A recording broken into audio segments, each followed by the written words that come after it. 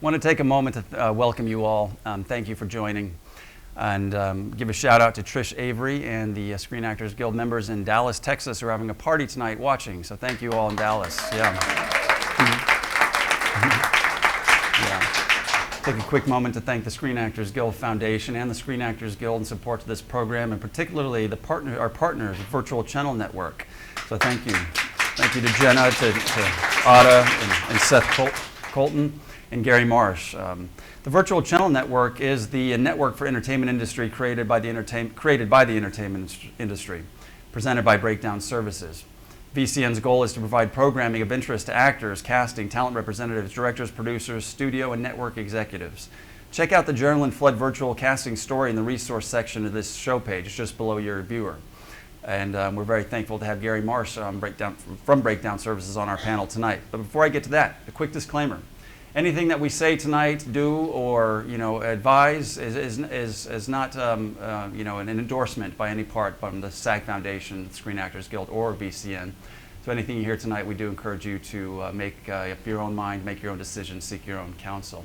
So having said that, we have a wonderful panel tonight, prep for pilot season, participating from regional markets.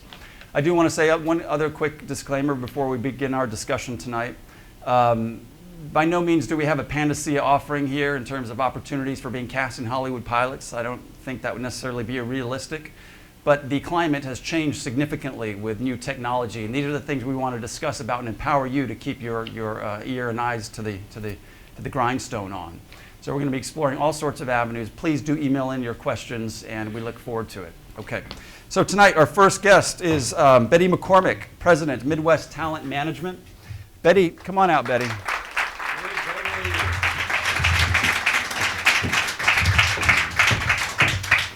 Hello. Betty comes from a background in art and drama. In 1980, she founded Creative Talent Company, a full-service talent agency representing actors, models, voiceover artists, singers, dancers, lookalikes, comedians, and entertainers.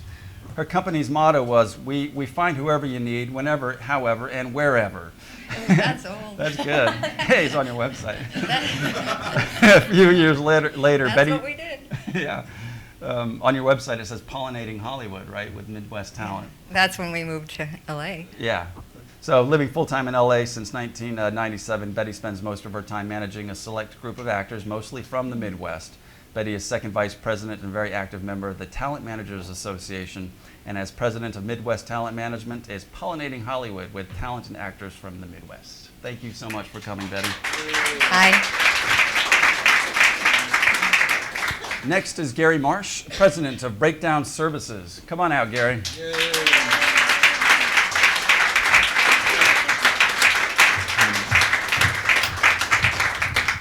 Gary Marsh launched Breakdown Services at breakdownexpress.com in 1971, creating the process. We're going to be talking a lot about Breakdown Services offerings because their entrenchment in the industry is wide and very effective for actors. Creating the process that is used around the world to cast feature films, television shows, commercials, reality television, theater, and other projects. Since its inception, it has developed many other services for the industry, including the Virtual Channel Network, VCN, virtualchannelnetwork.com, that uses the power of the internet to transmit original content developed specifically for members of the entertainment industry. Actors use Breakdown's Showfax services to obtain audition material, showfax.com, as well as Actors Access.com that allows actors to update their pictures, resume, demo reels to submit for specific roles posted and requested by casting directors. Gary also Breakdowns as part of owns castingabout.com, an up-to-date resource for real-time casting and production information in Los Angeles and New York. So you see the breadth of Breakdown is wide, and we're going to be talking a lot about those resources. Welcome, Gary. Thanks for coming. Thank you. Yeah.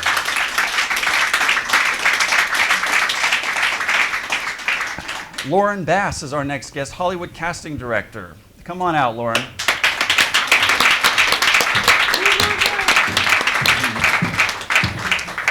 Lauren began her career in casting working for one of LA's top television casting offices, Ulrich Dawson Kreitzer, where she worked on such hit shows as CSI, Jack and Bobby, and Everwood. From UDK, Lauren went to work for one of the most respected feature film casting directors in the business, Molly Finn. Under Molly's tutelage, Lauren helped to cast such notable films as The Assassination of Jesse James, starring Brad Pitt and Casey Affleck, Shooter, directed by Antoine Fuqua, starring Mark Wahlberg and Kate Mara, Seraphine Falls, starring Pierce Brosnan and Liam Neeson, and Number 23, directed by Joel Schumacher, with Jim Carrey and Virginia Madison, as well as highly acclaimed Avatar. And she has worked on several television shows and is casting currently. Please do welcome Lauren.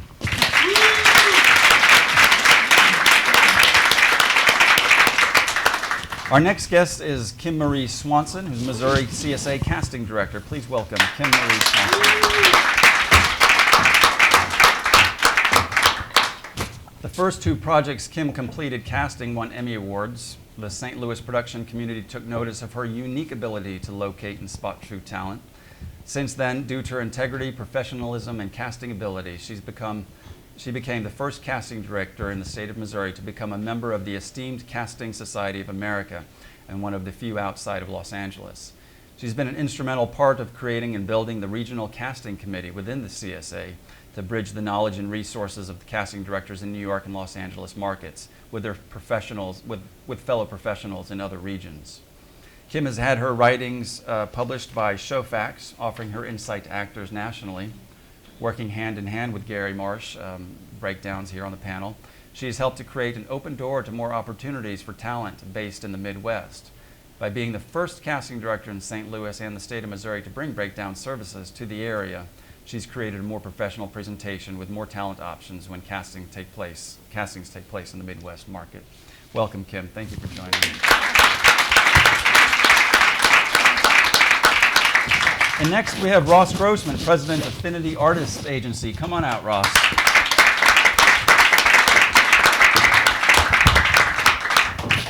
Welcome, Ross. After many years in the entertainment industry, Ross founded Affinity Artists Agency in San Francisco in 1998, so he has an extensive background in representing actors from the regions. In 2002, Affinity moved its main office to LA while maintaining active involvement in the San Francisco market. He has been featured in Us Magazine, Backstage West, San Jose Mercury News, multiple radio stations and media outlets. As a former child actor, filmmaker, stand-up comic, and solo performer, Ross understands the challenges that face actors in the entertainment industry. Quote, "You must learn how to handle rejection. See each rejection as taking you one step closer to success. You will get 10 no's before you get the yes. Take in information, find out why something didn't work, then improve upon it." I love that philosophy. Thank you for joining, Ross. Thank you. So, Gary, I want to go straight to you, and I think a lot of the regional actors are probably aware of Showfax and Actors Access and Actors in the Room, but there are some new resources available to put them in the room in an initial audition via video. Tell us about that. Well, a while back, I think it was in April at a event here, I announced EcoCast, which was a concept to allow actors, no matter where they were, whether they were in Los Angeles or in any region, to be able to do a self-taped audition, sort of like a virtual pre-read for casting, and with the idea that it was going to not only introduce actors in various regions to casting directors in other regions, but also save both actors and casting directors a lot of time and money spent in the casting process. Yeah, great. And Lauren, you had mentioned, well, we'll get to the video that we put together to show that service. But Lauren, you mentioned you made no distinction really between regional actors and Hollywood actors. Can you talk a little bit about that in light of this new technology that's going to allow you to see them quicker, cheaper, faster? Sure. I think it's weird to make a distinction between Hollywood actors and regional actors. Anywho, you're an actor. It doesn't matter where you live. And I think what Gary and Breakdown Services has done is really amazing, because a lot of what we do is say, okay, if you can't get to an audition, put yourself on tape. And they've just made it readily accessible for both the casting directors and for then us to give it to our producers or our directors. So, for example, you know, if we have the luxury of being able to do a nationwide search and we have the time to go out to the regional markets, then yeah, absolutely. There's no need for anybody to be flying into Los Angeles and spending hundreds and hundreds of dollars. get yourself a flip cam, put yourself on tape, and then if it goes down the road, then you're making the investment in coming out to Los Angeles. That's great. So for those regional actors who are, in the branches, obviously wanting to be seen by you, how realistic is it for them to seek you out on your next project by doing some research we'll talk about later, sending you a link? I think it depends on the project, because sometimes it's really difficult for the casting directors to get inundated with unsolicited submissions. That being said, if we are doing a nationwide search, chances are we're finding you, or we're going to outlets where you are able to see that we are looking for you, in which case it would make it very easy. The roads would be open for you to seek us out. But you also want to be careful about trying to seek out an audition when they're not necessarily going after you. So I think it sort of depends. And when the casting director, and I'm sure Kim can speak to this as well, when the casting director is looking for someone outside of the Los Angeles area, it is our duty and our job to get out there and make it known to every avenue possible. Another thing is that part of EcoCast not only gives casting directors the ability to send out an invitation, but we also allow the talent agents themselves, as long as they have the relationship with the casting director, to use EcoCast to initiate an audition that they can send to the casting director. But again, it needs to have that filter of the talent agent, and the talent agent has to have the relationship with the casting director in order to use EcoCast, which presents a package of information on a specific actor to the casting director in a format that's easy for them to watch. That's great. That's great. And Kim, you were talking about doing a lot of work with the Regional Casting Committee in terms of building resources and awareness of those casting opportunities. Can you talk a little bit about that? Sure. In CSA, one of the frustrations, I guess, was similar for the casting directors as it was for a lot of talent. I'm here, I'm in this other market, I'm not in a position to pick up and go to LA at this point, but I want to be considered, is what a lot of actors felt like. And a lot of casting directors were in the same boat. For example, I'm in St. Louis now for family reasons. It's not an option for me to live in LA at this point in my life. So, but I wanted to be considered for opportunities to cast there as well. So we bridged the gap, and Venus Kanani with CSA has been just a dream. And she and I sat and chatted, and actually she's how I met Gary. And we created the new, it's a regional casting committee. It's of all the casting directors in CSA who are not located in New York or LA. And we bridged the gap and created this whole system so that casting directors in New York and LA, if they are looking for something, and let's say, for example, they know they're going to shoot in Michigan, but they look and say, gosh, I don't find any casting directors there. Well, the new directory shows now which casting directors work Michigan, who knows Detroit, who works with those agents, that kind of thing. So because, like, for example, for what I do, although I'm in St. Louis, I don't just cast in St. Louis. I cast over to Kansas City, through Southern Illinois, into Louisville, into Indianapolis, because those are all like a 4-hour drive for me. So it's nothing for me to jump in the car and go do a day of casting there and come back, So we do cast in more than one area. And so to kind of bridge that gap of knowledge, and also to help bring the regional markets up to speed better so that we are more in the loop with, technology and things like that. We're not in a position where we have like a tech fair coming to St. Louis, teaching all the casting directors, all 2 of us, right, how to do things.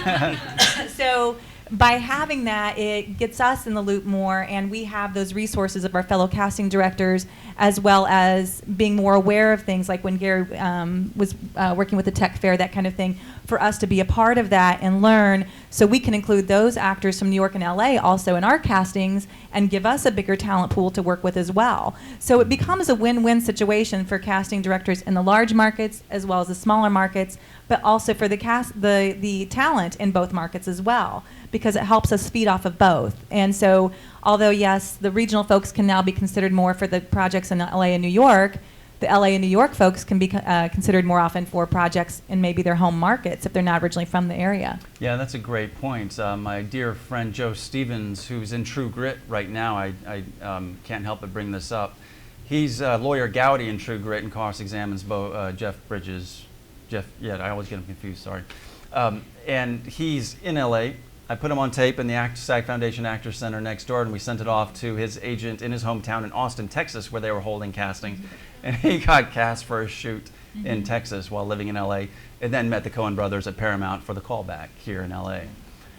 So it's a very fluid sort of, Right. the technology allows for a lot of fluidity. It helps everyone. I mean, it's a Yeah. win-win. It really is. And I think it's a real win-win for the actors, because prior to this great technology and making it so accessible, I mean, like, for example, actors in St. Louis can go and they can get self-taped and they can send it, and it costs them almost nothing to do versus a plane flight, a couple days off Yeah. work, and that kind of thing. But it's the same thing for the actors in LA. Maybe, like, if their hometown is St. Louis, for example, and I send out a breakdown, I'll always say, looking for people willing to work as local talent. And you think, gosh, if this is a 5-day gig and I'd like to see my family anyway, Yeah. I'd like to work 5-day gig, and I can work as a local in St. Louis. It's where I'm from, or I have family there. And it gives you more opportunities to build up your resume, work with directors and producers, and kind of build that network for yourself, as well as give you more opportunities in general. So Yeah, that's, But what you need to do is make sure that your agent, if you're living in LA, that your agent and your manager know that. You can't, they might remember it, and maybe you had a conversation a year ago, but put it on your resume. Put it in under special note. Will be a local hire to St. Louis. And help everyone remember it, because it's fast. Sometimes things are fast, and sometimes there's not enough time to, oh my, who was that said they live somewhere other than here who might be available as a local hire? I have that list somewhere. Oh, let me go to my local hire list. Right. And I mean, how many times are we that organized? It's searching, and maybe someday there'll be a search on Actors Access that says local hire to St. Louis, and they'll just put it in, and the local hire to St. Louis. Okay. Well, and I'm sorry to interrupt. I would like to speak that point too, that I think that actors need to take more control of your own career, because so often you sit and wait for your agent in LA or in New York or in the small markets to find all these great opportunities for you. Get out there and find out where you can learn about those opportunities. Look up Actors Access, get on Cast About, find out all those things and stay in the loop. It's your job. If any other job in the world, if you waited for somebody else to find a job for you, you would never work. So don't look at it that way as an actor. Looking for work is your job until you find the one that really, is your calling. Sometimes I tell the actor, pretend you're your own manager. What would you do if you're starting a career as a manager and you got 10 clients, you have 10 friends? What are you going to do? How are you going to get them some opportunities? How are you going to get them an agent? How are you going to get their resume in the way it should be? How are you going to write their bio? How are you going to do all these things? You have like a checklist, and you need to do them first for yourself, and then you can help others. But first, obviously, you're looking to help yourself. But that gives you ideas, and you can be more objective about why you're doing these things. Because it's not, a lot of representations that actors are lazy. Well, they're lazy about doing things that they don't know. So they got to learn what they are, and that's what we have. There's so many opportunities to find that information. I mean, Google, you just go in there and search Yahoo or whatever search engine you use and put it in, and you'll find it.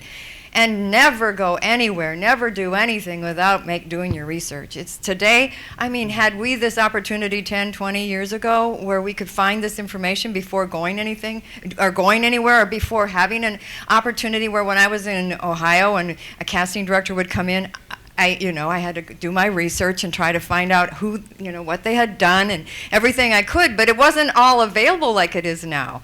And it's just amazing what you guys have now. There's no reason for ignorance anymore. None. And an actor who calls me and says, oh, what about this? What about that? And well, I said, how about, have you looked it up? Have you read about it? And then ask me specific questions so we can get somewhere and go somewhere. I'm not here to chit-chat with you. I'm not your social agent. You're not? That's a great point, Betty. Thank you. And Ross, you have some I'm thoughts? social manager. He'd be the social agent. I want to add to what Betty's saying. It's kind of like at work, the employee's job may not be the best metaphor, but the employee's job is to make the supervisor's job easy. So the actor's job in some ways is to make the agent's job easier. The agent's job in some ways is to make the casting director's job easier. The casting director's job is to make the producer's job easier.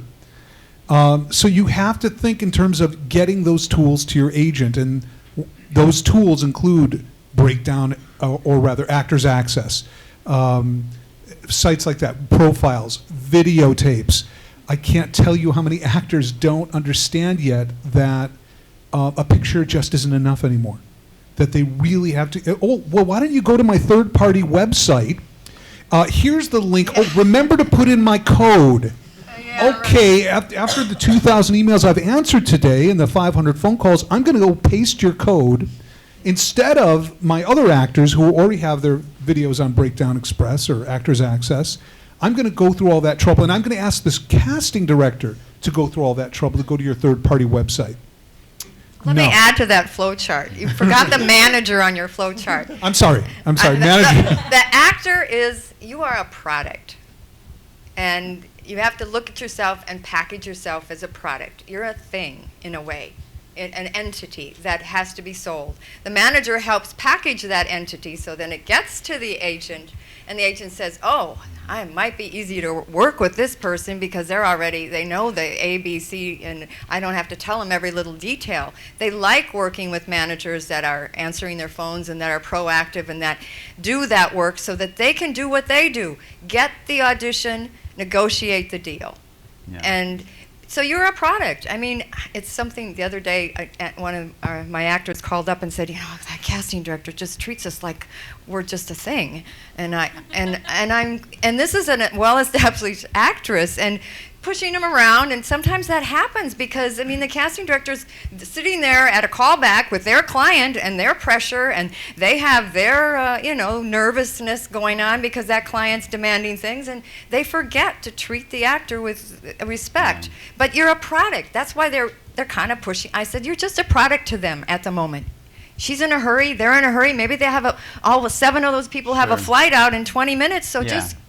just do what you're there for, swallow your pride, and smile. Yeah. Can I add just to say, the manager, maybe a good metaphor, maybe not, but the manager and the agent are kind of like people who have joint custody. You know, we have joint custody of these treasured, actors, and we are a team. You know, we're supposed to be, we're yes. not in the same office, but we're supposed to have a very positive relationship, and we want what's best for the actor, but the actor has to help us with those tools. That's a great point, Ross. Go ahead, Kim. I was going to speak to the comment about the casting director, and I know there are casting directors who are real jerks. I know that. However, I will say, most casting directors, and I think you'd probably agree with me, we love actors. We wouldn't be doing what we do if we didn't absolutely love you already. And my mom always said, as a mom, her job was not to love us. She already did that automatically. It was her job to teach us how to behave so everyone else could love us as much as she did. Yeah. And I think that's true with actors and casting directors. Especially when our client's in the room, we have to know that you can behave in such a way that they're going to love you like we are, and we can't be there, like the typical mom coming along with the kid to the audition. Oh, she's really wonderful. Don't you think so? I love this. I'm like, no, I don't need to hear that. I don't have time to hear it, quite frankly, and I don't mean to be rude about it. But a perfect example, we just did auditions today, and we had 700 children submitted for a role, and I went through every single headshot myself, one by one, and every single resume, one by one as well, that was submitted to me. So we do take time. But then what frustrates a casting director is, and I'm sure you get this way too, after going through 700, the last thing I need is one of those people emailing me and saying, well, why didn't I get an audition? Well, what did I do wrong? I don't have time. First of all, I was up till 3 a.m, okay? So making sure your resume and your headshot was seen, first of all. And so we do a lot of that, and I know the actors don't see how much goes on behind the scene and how much we fight for you a lot of times.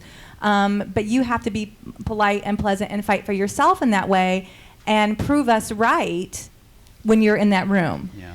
Getting back, because I know that we seem to Yeah, have I gone off wanna kinda topic, steer- can I yeah, take sure. it based on what Ross said, because I know this is about regional actors and how to Sure. get into pilot Yeah, season. thank you. So one of the things that I think he mentioned was about having your things, your materials up to date, and I know that this is a tool that will help your managers and help your agents, but it's actually very critical for those of us who are going into the regional markets looking for actors. Gary and Breakdown Services has this amazing thing called Actors Access. Do yourselves a favor and get on it. and make sure it's up to date. Because the worst thing for me is when I go through submissions, and sometimes, I'm going on a fishing expedition and I'm traveling to Chicago for a week. I'm not waiting for every agent in Chicago to give me their talent. I'm also looking for the talent before I go there. Well, it's frustrating when I go on something and I'm emailing people, or I'm calling cell phones that have been disconnected, or my emails are bouncing back, or the picture that I see on their resume, they walk in the door and it's 20 years old. So you Great laugh, point. and yet welcome to my reality. It happens all the time. So do yourselves a favor, and especially those of you watching, streaming here in the regional markets, do yourselves a favor and arm yourselves with as many tools as possible.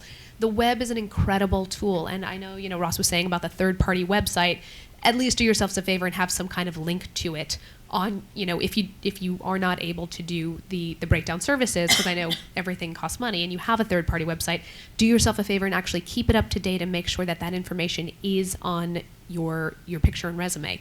But there's no excuse for not having your materials online not being up to date, because then you're kind of shooting yourself in the foot, because we're looking for you and then we can't find you, and that's frustrating. Great point. That's a great point. Now, Showfax Actors Access is probably, and you guys tell me if, what else you think out there, but it is the industry resource now for representing yourself as an actor. What other things, other than making sure your Actors Access profile is up to date, should an actor in the regional markets be doing to represent themselves well online? If I were an actor in Columbus, Ohio, and I wanted to figure out what to do, I would figure out how am I going to get somebody to help me out there. I can't afford to move right now, so I'm not really, I know from talking to other actors, I'm not really going to get an agent. And they're going to say, oh, well, you have to fly here. So find a manager. Find a manager that will work with you, that might believe in you. And a lot of managers might have 1 or 2 or 3 clients that are out of town, and they will find select projects, and they'll put you on, give you the sides, and they'll have you tape yourself, and they'll take that extra time, because that's why a lot of managers won't do it, because it does take extra time. You have to talk to the casting director and get the information.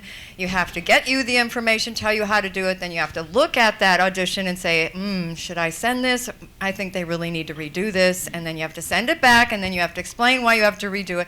It's time. Yeah, that's a great point. And it's a lot different than in LA. We just send them to the audition. So try to find a manager to help you. Help you locally, or an agent. Yeah. Ross, Go ahead. Sorry, I was going to say, keep in mind, and this is again where it comes to you guys doing your own homework. Each regional market has a different circumference as to what is considered a local hire. For example, when we were down in New Orleans doing The Last Exorcism, it was, I don't remember, I want to say 500-mile radius, but I know some union member's going to yell at me for getting it wrong. So I don't remember exactly what it is, but each regional market has a different radius as to what is considered local. And I think it behooves you to find out what that is in your particular area and see, as Kim was saying, she goes to different places. Well, if you're in, Texas, you can be considered a local hire for certain parts of New Orleans. If you're in Florida, you could be considered a local hire. So, do yourselves a favor and figure that out, and then see, in each of these regional markets, it might not be as plentiful as New York and Chicago and Los Angeles, but because we, from LA and New York are going out to these regional markets, there are, management companies and agencies that are popping up that are willing to help. And you don't have to be in that specific city, but you do need to arm yourselves with the proper tools, and that means get your own flip cam, make sure that you have a computer, iMovie or whatever it is on a PC, be able to do it yourself so that your manager is not the one cutting your tape. You don't have to go to your manager's office to put yourself on tape, and things like that. And I think that's kind of what you guys were saying. Make sure you have the tools that you need. Well, I'd like to, I'm sorry, great. Speaking a couple of those points, in regards to regional and what's regional things too, be aware when there's a film going on in a state, oftentimes the reason why they're shooting there is because of tax credits. And sometimes the tax credits also dictate to some extent who can and can't be on that film. So if you don't have a local address there that you can truly utilize, they can't consider you in some cases and in some states. So if, say, your home state is Illinois or whatever, get familiar with the tax credits in Illinois and how those work. Can you be eligible for them, or do you have to have an address there? You know, so look into those things too. That would be helpful for you if you're thinking, gosh, you know, I don't really live in Tennessee, but I have an aunt in Tennessee, and I could probably use her address. Find out what the rules are in Tennessee for those tax credits to even know. Then I would also suggest, I always tell people, go to the website. Every state has a state-funded film commission. And every film commission has a website, and it's all under AFCI. If you need to look it up, if you go to afci.org, it lists all of the film commissions. And you can click on a film commission, any state film commission, and most film commissions' websites have, under production guide, it will list all of the casting directors in that state. And you can submit your headshots and resumes to a lot of them.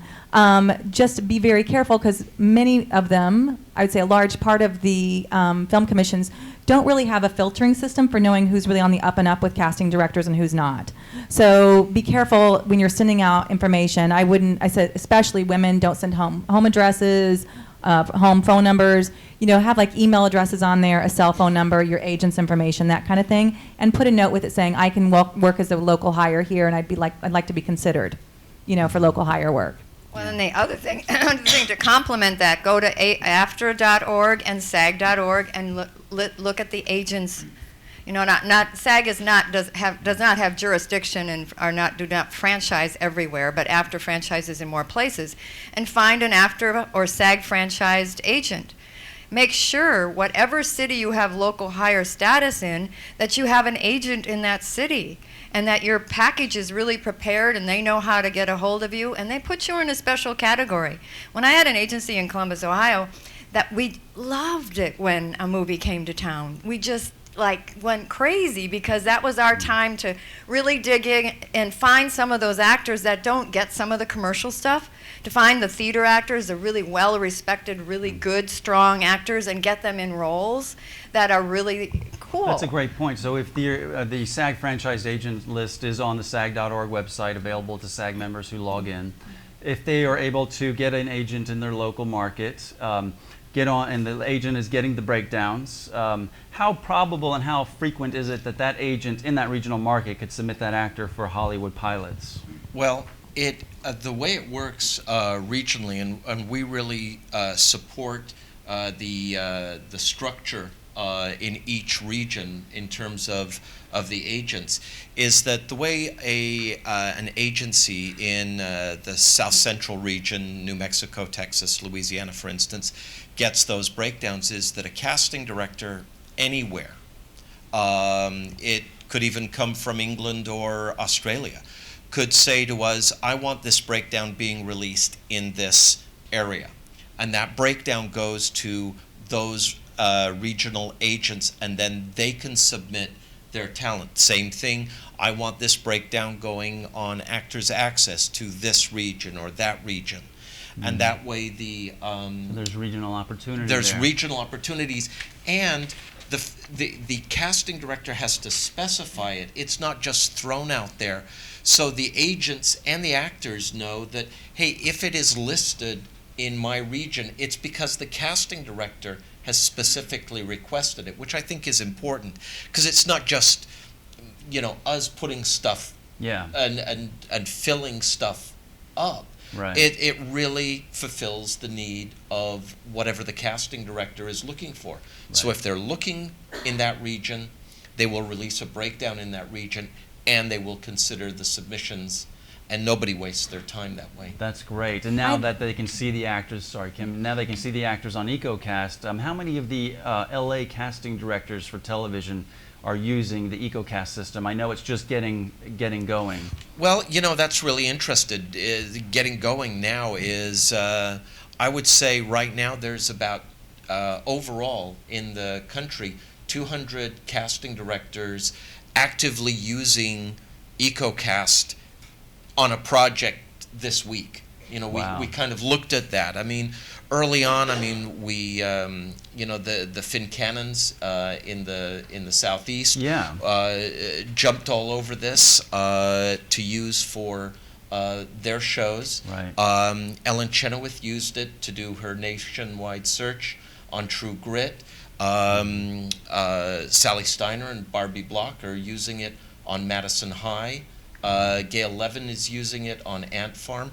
I mean, it just means that a casting director can reach out anywhere. And local casting directors in a region, you told me a great story about being able to reach out beyond your initial area and bring people in, which I thought was a really great, It's been really great for us because for me, I know you mentioned earlier about getting with a SAG franchised agent or that kind of thing in another area, which is a great idea. Personally, I know I've talked to several casting directors who I don't really care if you're with a SAG franchise agency. I care if you're SAG. That's all that matters to me. I don't even care if you have an agent, period. So I just need SAG talent, plain and simple. And my talent pool is a very small SAG talent pool to work from. So if you're SAG and you can work in St. Louis local, I'm all about you. I don't care if you have an agent there or not. It makes no difference to me. You're either right for the project or you're not. And having an agent doesn't automatically make you right for the project or wrong for the project. That's so, great. So Kim, those SAG actors in the regions who had done that search that you had mentioned to identify local casting directors, what's the best way that they can reach out to you? Most of them reach out to me through, we do audition notices, and we've tried to make it really clear that I post everything on Actors Access and Breakdown Services. And I would say about half of the SAG talent that work through me are independents. They don't even have an agent. Interesting. It's really interesting too. Is that I've gone around the country. I've talked to a lot of actors. I can say I've talked to just about every agent regionally in the country. Those of you out there who there's an audience here, I want to ask the audience: how many of you aren't from Los Angeles? Raise your hand. Just most about of the house. Most of the house. Everybody comes here. There are, in Actors Access alone in California, about 127,000 actors in Actors Access who are currently living in Los Angeles. The competition for roles is tremendous. I mean, there's anywhere from 700 to 1,500 actors submitted in Los Angeles for each role. Many actors who are regionally based feel this need, I've got to come to Los Angeles. And that's really not the case, and it's not the case less and less, because there is so much production and work regionally that actors can build a great resume, get a lot of great experience working in that regional area, working with their local agent. And the local agents, believe me, have relationships with agents in Los Angeles and New York. And those agents, turn around to the actor and say, you know what, you're ready to go to Los Angeles now. You won't just sit in an apartment waiting for a phone call, because I'm going to set you up with a meeting with an agent I work with. And the actor comes in having that foot in the door, where so many actors come to Los Angeles without that, and it takes 4 or 5 years to gain that credibility in this town. So I think that actors regionally have so much more opportunity to work and build a good resume, that there isn't that necessity. If I'm going to make it as an actor, I've got to go to Los Angeles, I've got to go to New York. It just doesn't exist anymore. And it will exist less and less, because technology isn't going to get worse. It's going to get better. Yeah. And the opportunities and the streamlining and the ease of use are going to be such that those opportunities will just become, just like the fax machine became a part of everyday life, the internet, computers, it's just going to be thought of as just, no big deal. Streaming auditions, live stuff, those things are just around the bend. Yeah, that's a great point, Gary. And before we move on that topic, I want to just see a little bit of the EcoCast technology in that video that we put together. Okay. And then have you kind of talk about how it's working, since it's the key component at this point.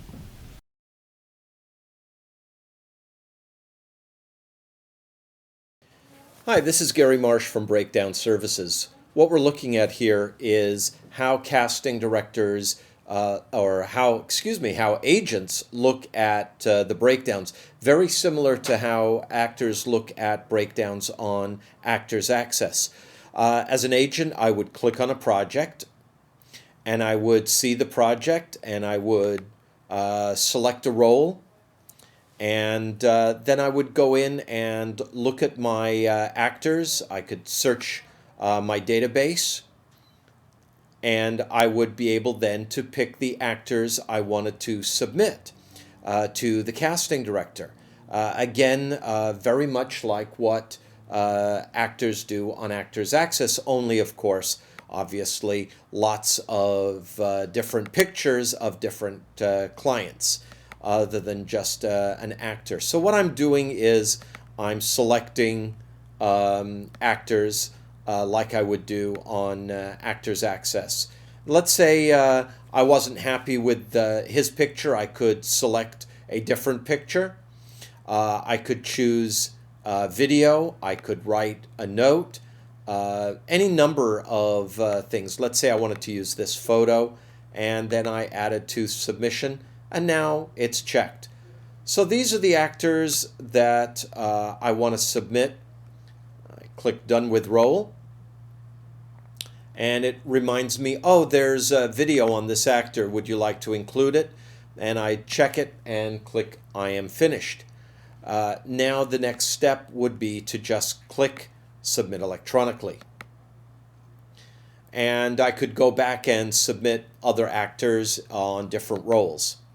That is how a agent looks at the breakdowns and how they start the process. As a casting director now, I would log in as a casting director.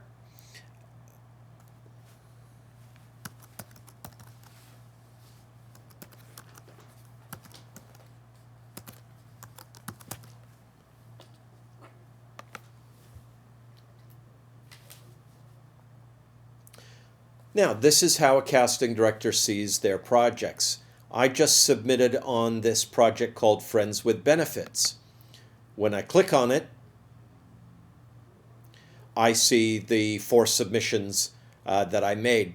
If there were obviously a lot of different agents submitting, this column would be filled in. Now I'm going to click on those 4 actors, and I see the 4 actors that were submitted by the breakdown service Sample Talent Agency. I can select an actor. I can also mark these actors viewed.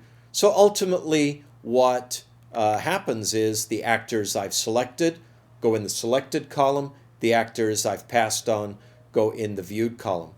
Now what I could do is I could schedule those actors, but more importantly now I can go into EcoCast, and let's say I want to invite these actors to a virtual pre-read. I can create a title. Okay, we'll call this Sample. I can select a breakdown, Friends with Benefits. I can click by role, and Devon, and I want to invite my ones to come into and upload their own audition. We'll wait for that page to load, and I'll show you the process. All right, I'm looking at the 2 actors that I want to invite to a EcoCast, and I select them, and I click Invite to EcoCast. Now I can write down instructions.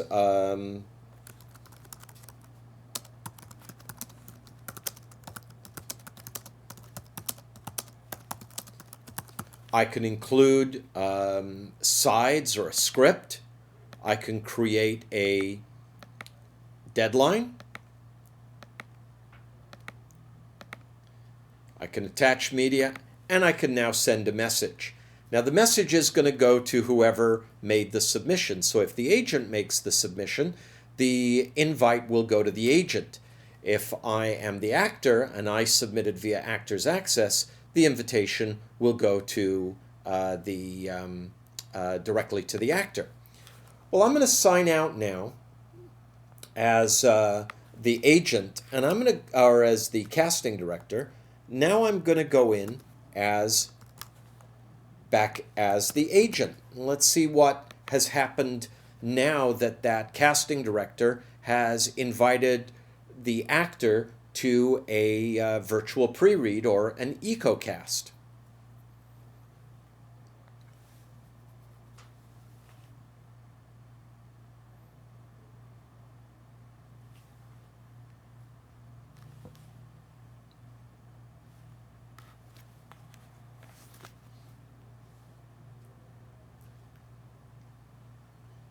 There we go. Now it says you've got one new message in your CMail. So I want to read these messages. And here it says EcoCast invitation, friends with benefits. I click on it and it says, okay, here's 2 actors. Here's the role. Are they members of Actors Access? Yes. I now have a choice of bringing the actor in, clicking and shooting their audition, and then uploading that media. The other thing I can do, if the actor isn't available to come to my office, is I can forward that audition request directly to the actor. And I do that by checking off over here on the right-hand side next to the actor's names, and then click Forward to Selected. At this point, it's asking me, do I want to see the auditions before it goes to the casting director?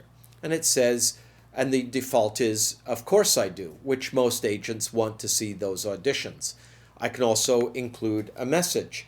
Give me 4 takes. I will pick the best.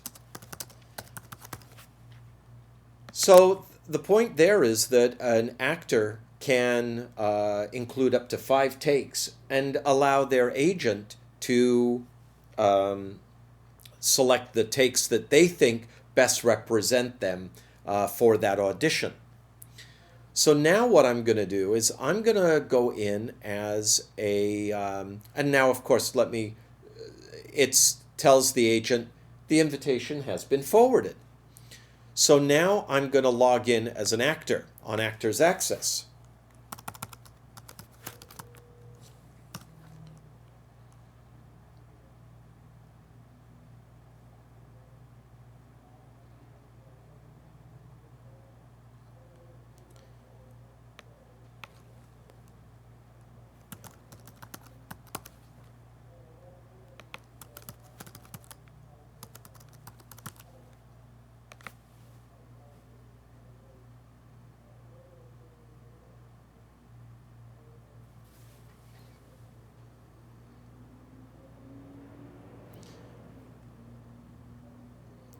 All right, so it shows that I have one unread CMail here. I want to read that message.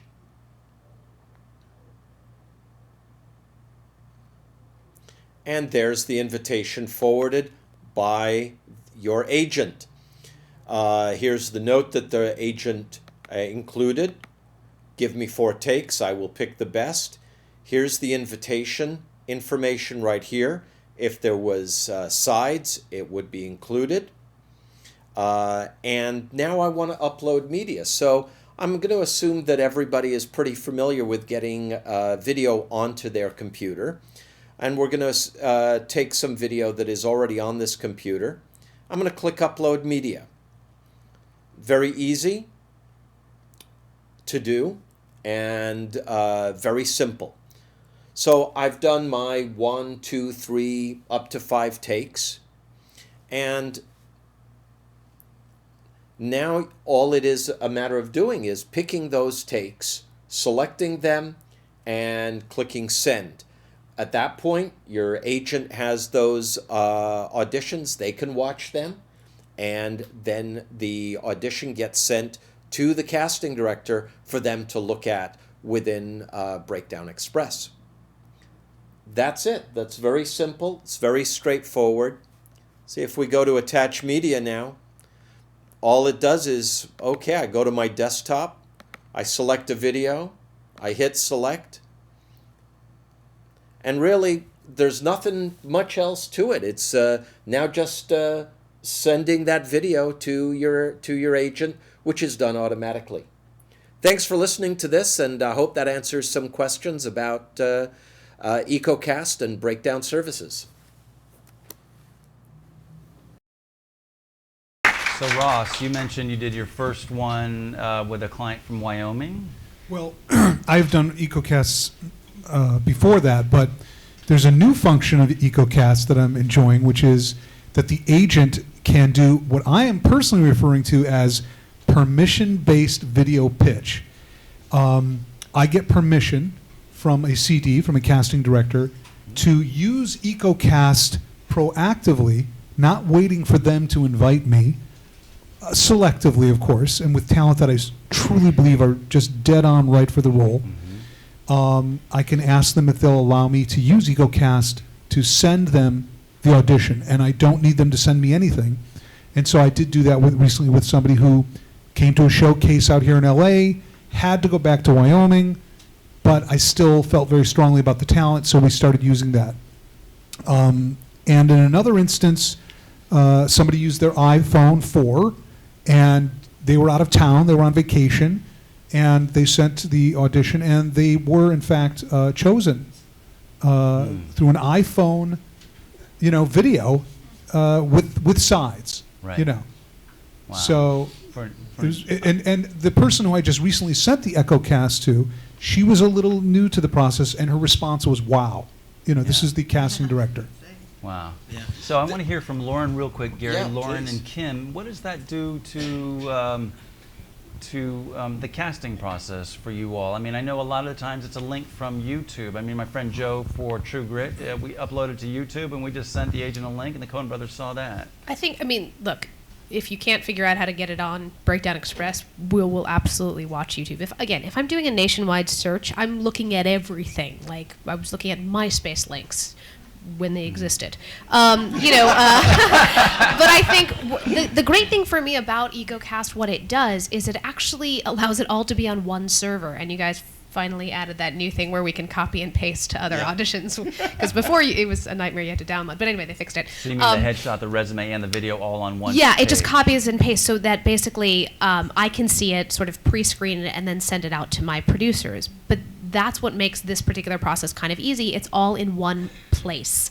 That being said, if you happen to do a YouTube video, there are two ways of doing it. You either have to start sending individual emails, or you download and you upload, whatever, but that gets into more things than you need to hear about. So for me, what I love about this is that it does centralize everything in one place, and it just makes it easier. Then we can also track it, because you can go back to your EcoCast invitations and say, that person opened it, we've received it. It basically does a tracking list for you, which is really, really helpful. Yeah. Right. I just want to add on the agent's end, you have to remember that not only are we submitting electronically, pitching on the phone, negotiating contracts, talking to new talent, choosing pictures, telling someone their video or pictures don't work, all of that other stuff, plus we're downloading video that a client is sending from either locally, and I wanted to add that, on nationwide searches, I certainly understand, but you have to understand is everyone in LA is not getting in the room, okay? If you're out there somewhere regionally, remember, everyone in LA is not getting in the room. There's only so much time in the day for the casting director, and I believe that with permission, some agents selectively can throw in a couple more videos that the casting director can look at if they want to in their pajamas, and they don't have to be in the room, and they don't have to work till midnight, trying to make space for another actor. But it's just important to remember that when you send video to your agent, that it's not 180 megabytes, because the download and the time in between everything else the agent's doing, it's going to be prohibitive. So you're talking from like You Send It or something like that? You Send It or any of those. Yeah, it's got to be, my preference, under 20 megabytes. Something to keep in mind, and for those of you guys that understand technology, this will make sense, and if you don't, ask your neighbor. The compression that Breakdown Services use, basically it's 320 by 240 should be the pixel size. There's no need to be 1080, like, we don't need that. That's insane. So if you are putting yourself on tape, understand using QuickTime or whatever it is on a PC, how to compress that file to something that is more manageable, because the same thing goes for us. If they're not uploading it to a server, my email cannot handle, my BlackBerry certainly cannot handle it, but my email cannot handle a large thing, and what'll happen is we'll wind up losing your audition. So if you're going to bother to take the time to do it, and we hope that you do, just go on a little, and again, you know, as they said, go onto Google and type it in, how to compress your video. Yeah. It's really easy. That's with a a lot really of great functions. point. It's so simple. And even now, and again, with the flip cams or the iPhone 4, they're already shooting an MP4, which is a compressed file anyhow. But just be knowledgeable about what the compression of your video is, because it really will help everybody. Great point. You I'll know, just Lauren- mention in the LifeRap video gallery, there's actually a tutorial, iMovie tutorial on compressing properly for Actors Access that we did last year. And now I'd like casting to add and all too, those I others. know I don't consider myself tech savvy at all, and it's actually a joke at my office because I'm like, okay, somebody hit that button because I don't know what it is.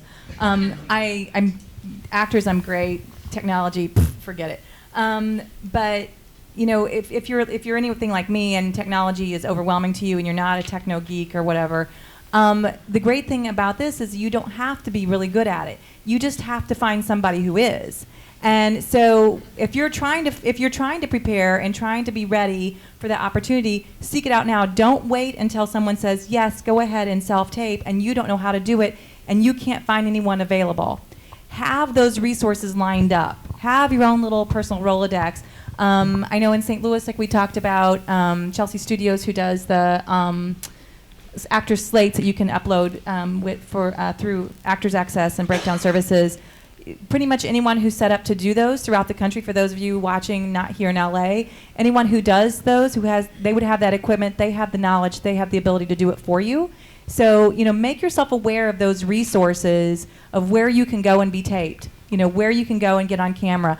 And I personally think it's often wise. I mean, yeah, it's great if you can do it yourself, but it's not a bad idea to have another pair of eyes on you, someone going, oh, got your hair's in your face, your fly's open, you know, those kinds of, those kinds of things you can't see. And you think, oh, that was a good audition, and you play it back and your fly's open, you're like, oh, you know. To sort of add to that, I think the reality is you have to have two people in the room while you're taping, because there's nothing worse than listening to a monologue of an audition. You need somebody else reading it. And to that end, for those of you in regional markets, in LA, it's a little easier. You know, everybody's in a class. They have a friend who's an actor.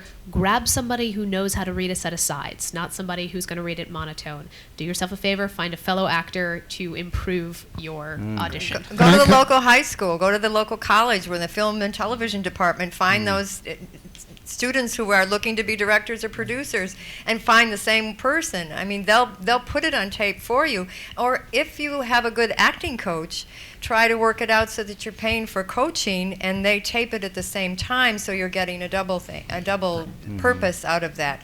And I'll just say one thing. I know Gary wants to say something, but I have a talent who's in Chicago. He used to live here. He's an 11-year-old child, and we gave him this script and he put it on tape. His mother sends it, and I've never seen this.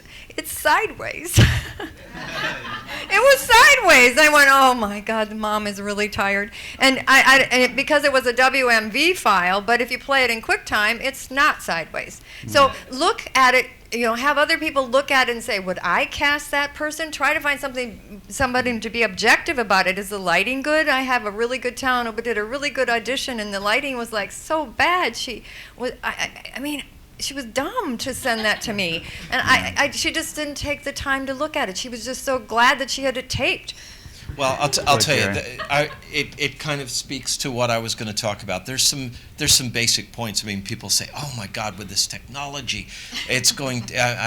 There's a cost to it, and yes and no. I mean, you can be smart and do things really inexpensively. First of all, whoever's reading the role opposite you, make sure that they're not standing on top of the camera, because the casting, the audio issues will be that kind of crazy.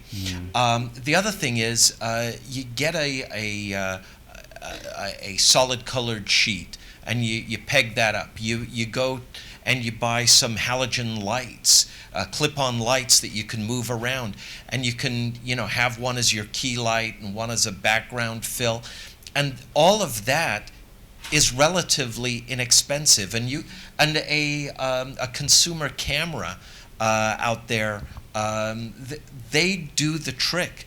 But it's important that you know what the quality is that you are sending, but that quality that you are sending doesn't necessarily have to cost an arm and a leg. Yeah, that's a But- great point. I mean, we're at a time now where the strategy is really nothing more than the implementation. So every actor needs to be comfortable with the technology and shooting themselves and the depth at compressing it.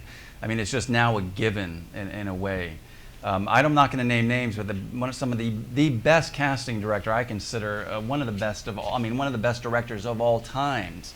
I've seen the audition tapes because my friend of mine casts for this particular director. I'm not going to name names, and it's nothing glorious. I mean, it's just a consumer camera with some decent lights and a solid background. So the technology should not be an impediment.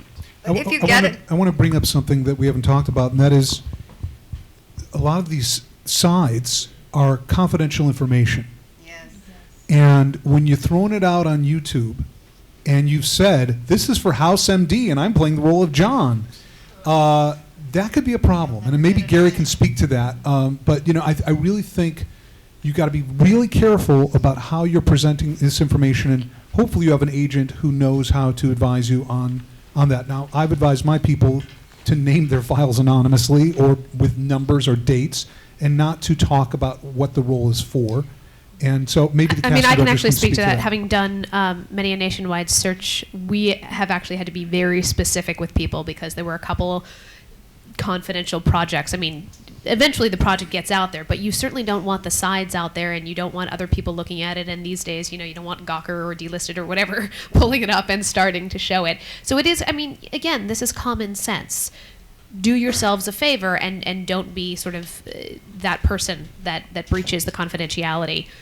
Don't put it up on YouTube, and if you do, you can make things private where you can only send it to certain people, and those are the only people that do it. I know Vimeo allows you to do it as well. Chances are not a good idea to put it up on the Facebook page. But do things like that. And I know that there are other sort of sites where you can create your own personal profiles and then send it out individually.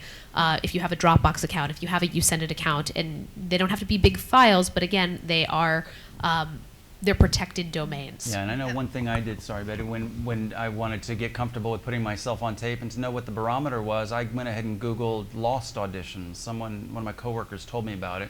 And back in the days when people were putting it all on YouTube, and then everyone was like, hey, wait, that's all our material. But you can watch all the lost auditions from all the leads and the actors right on YouTube, and you can see that it's nothing too fancy in terms of the audition. It's about the work. Go ahead.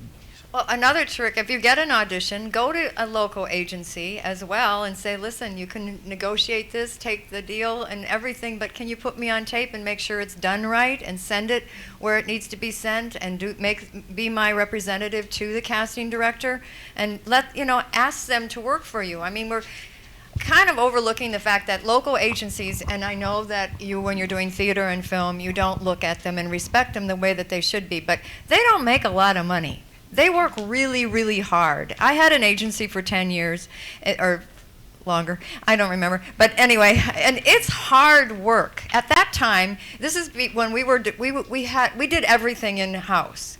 Okay, we were one of the first after franchised agencies, and we had a little recording studio makeshift for audio.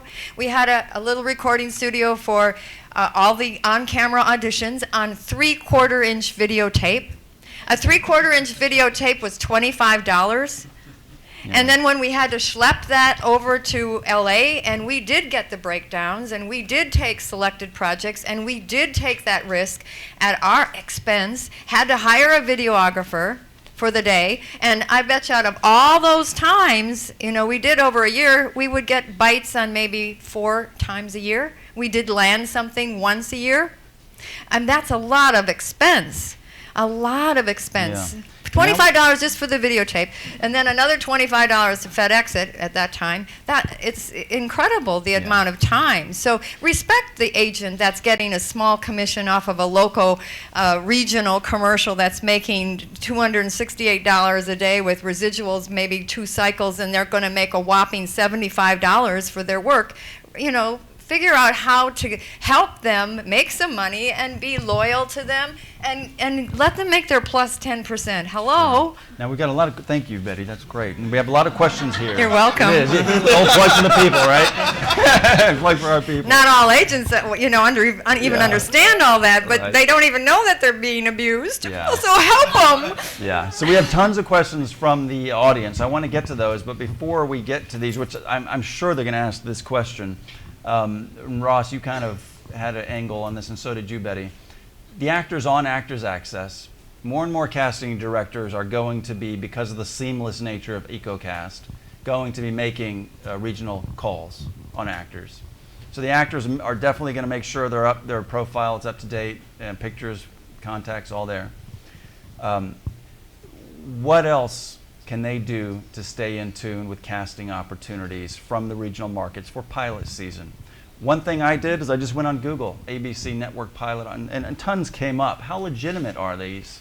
Some of these ABC, I mean, it says ABC Family, and I know a bunch of my friends who are casting it. Are your friends legitimate? They are legitimate. Yeah. Yeah, but did they post that? But what I found, and I guess my question is, what I found so far is that mostly these network searches are for a young person or a very specialty. So like they're looking for the Three Stooges now, comedians who look like the Three Stooges, sort of their specialty castings. Is that where we are right now? I know as an agent, the risks involved in taking somebody from out of state or out of area have to be offset, and they're offset by something incredibly unique. For me, it has to be somebody just outrageous, just the charisma and talent are outrageous, and I can't resist them. It can't be, in other words, it's a higher standard for me than somebody who's actually in LA. They have to be very specific, very unique. Yes. And so for that actor living in the regional market who wants to call on Ross and say, I'm special, I'm unique. But let me tell you why. Sure. Not only because I would like to have star talent, but also because I'm taking a risk with my reputation, because if that person ends up not showing, not driving, not flying to the audition, that's my brand name. That's egg on my face. What does the regional actor need to do to make you comfortable? Be a stewardess or a pilot. Make you comfortable to rep them. I mean, you mentioned webisodes, have a body of work. Webisodes, really seeing a body of work, seeing teachers that I might recognize, Steppenwolf Theater Company, Goodman Theater in Chicago, really, or really well-known schools, actual colleges of theater departments. Right. Just seeing a serious amount of work, not they took one commercial class or they took one weekend with someone. I'd have to see consistent work. Mm-hmm. Obviously, with little children and younger people, there's a little more leeway, a little more slack. But the older they are, the more training I'm going to need to see. Great. But read Ross's website. Read Midwest Talent's website. We get so many submissions, and I know they didn't read the website because it has there, submit to us, and we explain exactly what we want. And if you're out of town, what we want. We tell someone, put your camera on the kid or on yourself and do a personality interview. Pretend there's 4 of us in the room and tell us all about yourself. That tells us just your personality. Who are you? What do you like doing? Do you swim? Do you bike ride? Do you cook? You're going to make me some chocolate brownies? I mean, have some personality because that's real part of the casting process too. There's a business protocol of how you handle your personality in a room, on the set. And there's a business savvy, there's a little bit of area where you talk and then the rest you don't, but you have to know how to do that. So we want to get a sense of your personality, and then we have to see a monologue or something, even if you don't have tape of yourself on a film, show us how you can act. If you're under 21, we take more risk, but then we go to another level. We have to interview the parents. Do you have crazy parents? Is like somebody like Odd here, and does the parent want to do this, or does the kid want to do this? I mean, I remember we had a family at Creative Talent. The kids were adorable. The parents were adorable. But that mother was reliving her childhood in those kids, and she pushed them and pushed them. She would come in, and she'd be standing there and saying, okay, now do this, and I'm going, okay, Mom, maybe you could go out to the other room. But oh no, she was just so type A and so micromanaging that. But those kids booked, but I was so sad because I don't think really wanted to do it. One of them did. But so we interview all of those things. Obviously, as an agent in Columbus, Ohio, we accepted everybody that could have some potential because we had to find everybody we could. But trust me, out here, if I saw that, I would say, oh, goodbye. But, and then you can't lie. I know you hear these things that you should fabricate things and make it bigger and tell us things that we want to hear. Oh, no. If you say you're going to get on an airplane and spend $500 and come to a callback at your own, you better be prepared to do that. That gets expensive. So be real. Tell us who you are in a personality. Tell us what the reality is of your situation financially, and show us that you can act. Sure. Go ahead, Ross. I wanted to add that at some point, and we had talked about this earlier, Simon, the talent who are regional, who impress us, who get into a couple of co-stars or guest stars, at some point there has to be a decision if you're going to come to LA. Or if you're going to come here for a brief period, there are apartments that are specifically catered to people who come for these periods. Should I mention the Oakwood apartments? I don't get any I don't get no rebates. No, I don't get any kickbacks. I get nothing. They aren't cheap. And you don't need to do that. Yeah. But if go on Craigslist. Find friends. Find a friend. But at some point, you'll need to come to LA because it will become prohibitive, the cost of going back and forth. Great point. Okay, so I'm going to get to the questions that came in in-house and online. We have Lisa Lack's talent agency who emailed in, and they're asking, when submitting a tape, are you, the casting director in Hollywood, expecting the audition to be a complete performance when submitting tape? In other words, off script, doing the action, but still a light shot on the read, a tight shot on the read. How much of the action should the actor be doing on tape? This is Lisa Lack's agency in Memphis, Tennessee. It's a hard question to answer, and I think that it is project specific. And I think that that's part of that is on the casting director to properly cut the sides to let you know. No, we're not expecting you to go out and film the scene. I don't want you on a horse or whatever it is. I think be aware of it. And this gets into a larger thing about how to audition and how to audition on tape, but that's not this panel. So I think that the best answer for it would be do what feels comfortable in the medium in which you're taping. If you're in a room, do what feels comfortable for a room. Assume that it's just the same as if I were in the room with you and I'm right here. Don't do something that seems very actor or very extravagant for the room, because at the end of the day, we need to see the work of the scene. That's what we're really looking for. If it is something where we need to see physicality, chances are we've also dictated something in the audition that will show us that. So we don't necessarily need to see it within the scene. We'll see it elsewhere. And there have been projects, Avatar specifically, we asked for a dance audition so that we could see it. So that therefore the scene was really just about a conversation. It was just about the scene work. For me, when I ask people to put themselves on tape, the frame is pretty tight. We're looking at this because I'm really looking at your face and at your eyes and at your commitment to the work. I don't necessarily need to see everything else. Chances are, if you are submitting a tape to me regionally, you've done, some full body shot at the beginning so I can see what you look like. But other than that, I don't think we need to see every beat and every moment physically. I do have actors who walk into my office and act from the neck up, so we have to be careful. Because there's some people who literally, you may not have to be, I have to be, where literally they're acting all up here. Yeah, And I the wouldn't body, they don't know what to do with. I don't recommend that, but I don't necessarily believe that I need to see the rest of it on camera. You have to act Right. in your full body regardless of where the frame is. I'm going to add to that. And by the way, I know Lisa. Hi, Lisa. She's a wonderful agent. I've used her talent. Personally, for me, when someone's taping, whether it's commercial work or whatever, you have to keep in mind that when we see it, it's about yay big. You know, it's not like we have this big full screen like this. So it's pretty small, what we see. So I personally tell people the best thing to do is do some tight shots, do some profile shots so I can make sure there's no real surprises there when you show up one day. And there are sometimes, okay, but do profile shots and a full body shot when you're slating before you even go into the scene work. So I can see, are you the body type I need, you know, get a good general idea of your look before we get into scene work, but then tape, pretty much, like you said, tight, real head and shoulders, because most acting, for me, goes on in your eyes. And, you know, if you can't really relate on camera, and when you're on camera, if I don't feel you're relating to me as the viewer, nothing else is going to happen. And 90% of people, if I tell you, okay, pick up the coffee cup over here and carry it over there as you're talking, most of you can do that. You know, if you can't, we got real problems, okay? And hopefully you wouldn't be in my office if you had those kind of problems to begin with. I wouldn't have asked you because you wouldn't have a good enough resume to even get invited into the audition if you can't get from point A to point B with a coffee cup, you know? So I don't really need to see that. I need to see this up here, so.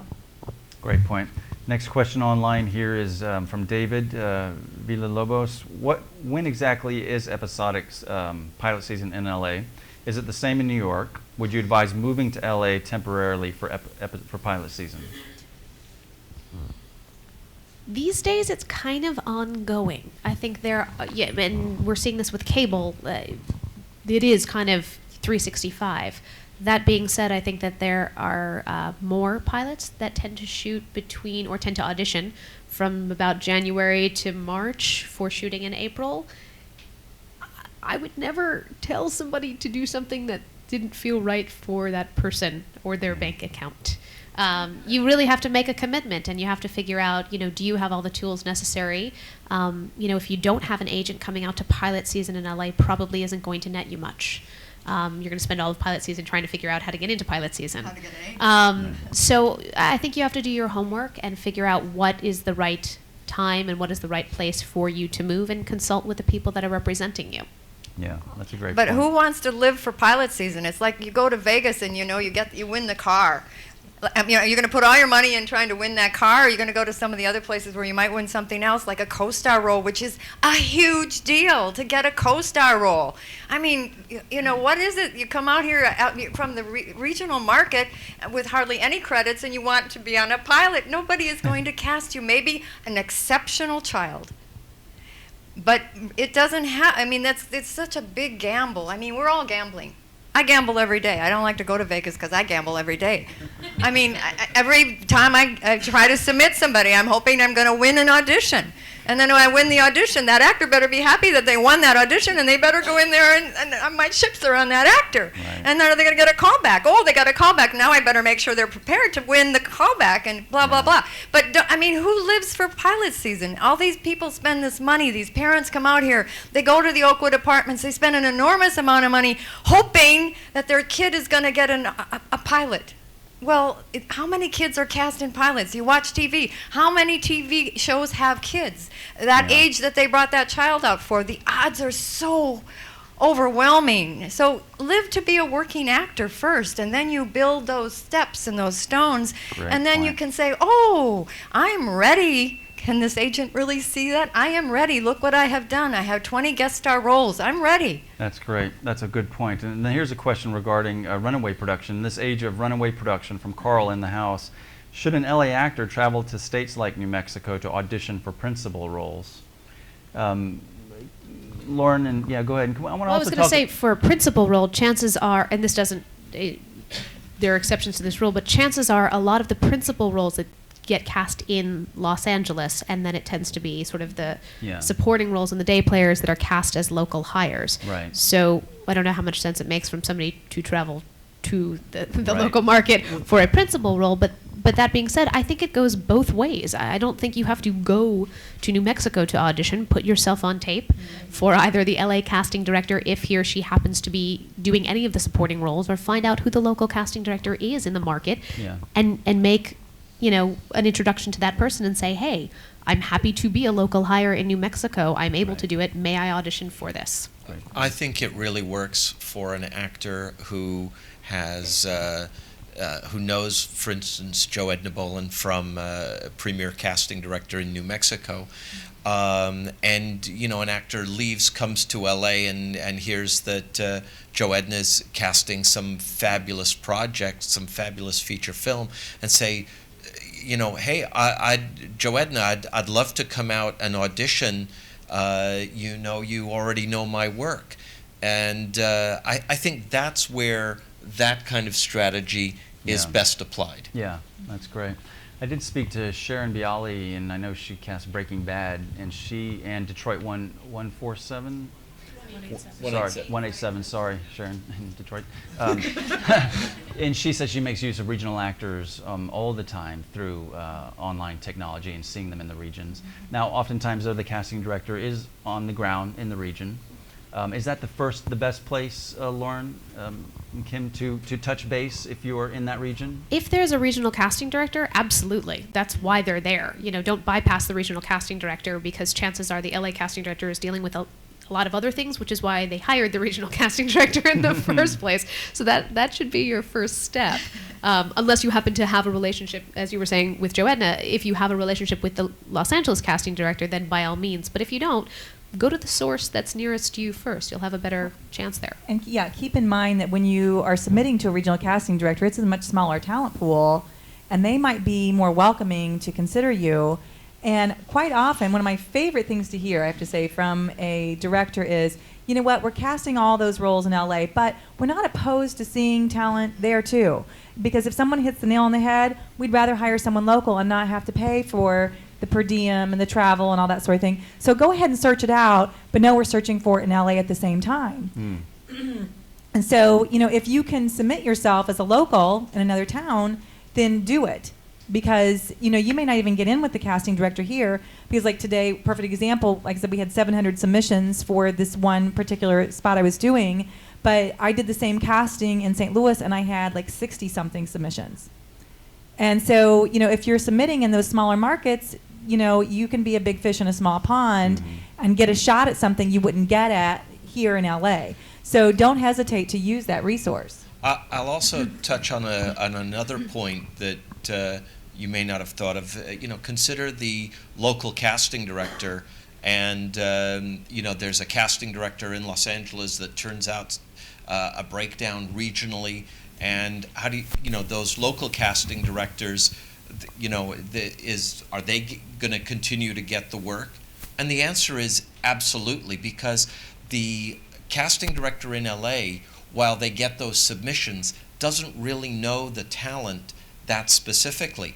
But it's great then being able to hire a regional casting director who knows that talent and say, look, these are the submissions we got from your region. Tell me about these people. Tell me what you know. And the casting director regionally may say, yeah, these actors are good, this one, not so good. And who didn't submit, who would be absolutely perfect. It really actually enhances that cross-collaboration, I think. And so it's not taking the local casting director out of the loop. And that's why if you do have those relationships with the local casting director, they are very important because they can advocate for you. Great point, Gary. And here's a question for you as well, Gary. From Stacy in the room, do actors who are members of Actors Access see the same breakdown agents see? I've heard they see better and more thorough lists of opportunities than the actual actors.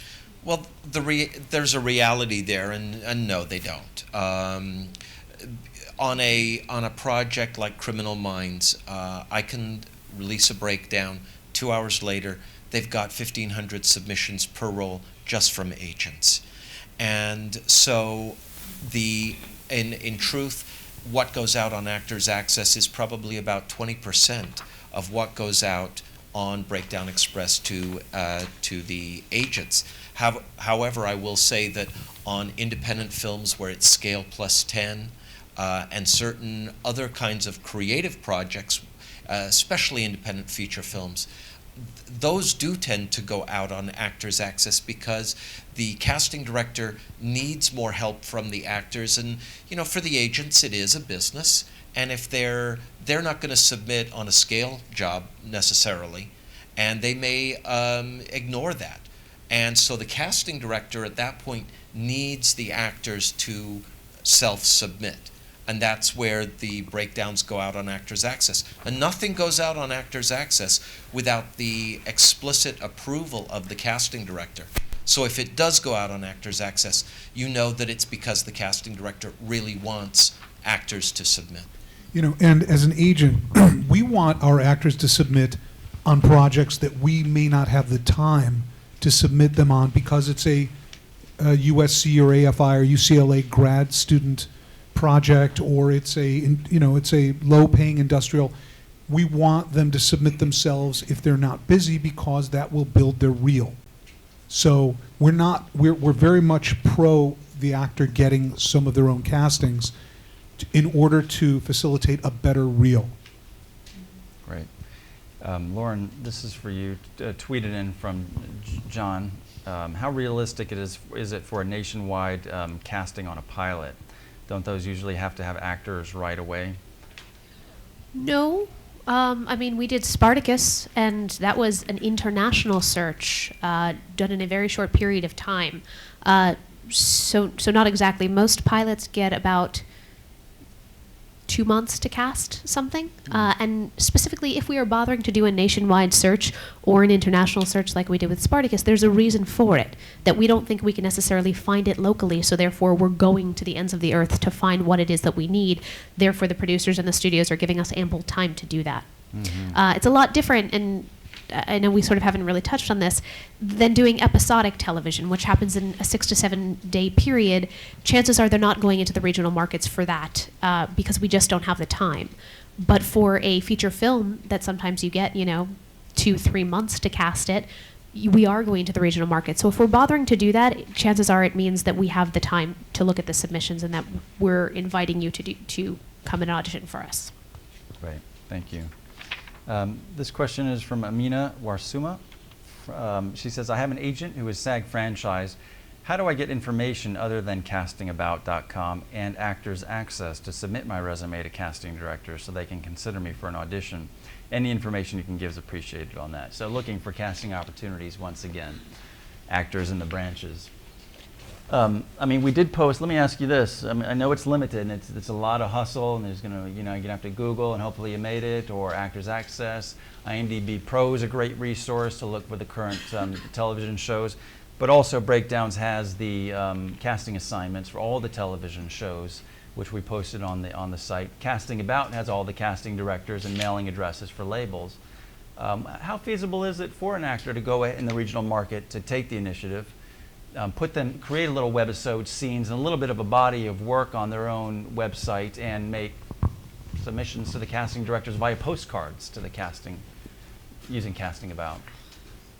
I think it's a hard question to It's answer. a hard one, right? Because it kind of depends on what the end game is for the actor. Is it an Yeah. introduction to the casting director, or is it an audition? And again, that goes down to time. Right. And a lot of the times, it's a full-time job to cast a pilot, an episode, anything that we do takes all the time. So it's hard for us to necessarily look at unsolicited submissions. Yeah. Again, it's different if we're going out into the communities and asking for those submissions. Like if we are doing huge searches or open calls, which we've done, then use those avenues. I'm not saying not to do that, Yeah, but sure. again, it's like a gamble. You have no idea if anybody's going to look at it, and it's really dependent upon time. Sometimes we absolutely need to search everything, and so we might take a look at that. Other times we just don't have the time. We're spending 10 hours a day in sessions. Sure. It's hard for us to look at anything that's not immediately in front of our faces. Right. I'd like to speak to that real quickly too. Here's my thought. You can submit, do cold submissions and do a blanket submission to people, and yeah, it may not get seen. It might, but if you don't send it, it's definitely not getting seen. Right. So do you want to take that shot or not? Do you really want to be hired? If you do, you hustle. I mean, when you're looking for a job as an accountant, do you only send your resume to people who have a job listed in the local newspaper? No, you send to every accounting firm under the sun, hoping they'll keep it on file, because even if they can't hire you right now, maybe they'll have an accounting position come open in a couple of weeks. Why would actors treat it any differently? That's a great point. And you know, with the ubiquitous nature of technology, it's everywhere, the democratization, and it's almost free. Why not just at least get to doing it, you know? I just feel like you spend a lot of time and effort and money on headshots and resumes. Why leave them sitting in the bottom drawer or in your trunk? Yeah. Yeah. But I will say that, you know, that the studios, the networks, the casting directors in Los Angeles and New York, they use regional casting directors as a very, very important resource.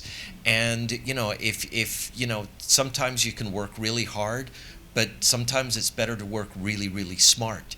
And, you know, getting on the radar of the Beth Sepkos or the Pound Moonies out there, and the Finn Cannons, certainly, that will net you a better result, because they're the ones who are going to say, we've got this great talent that I think is great for this role.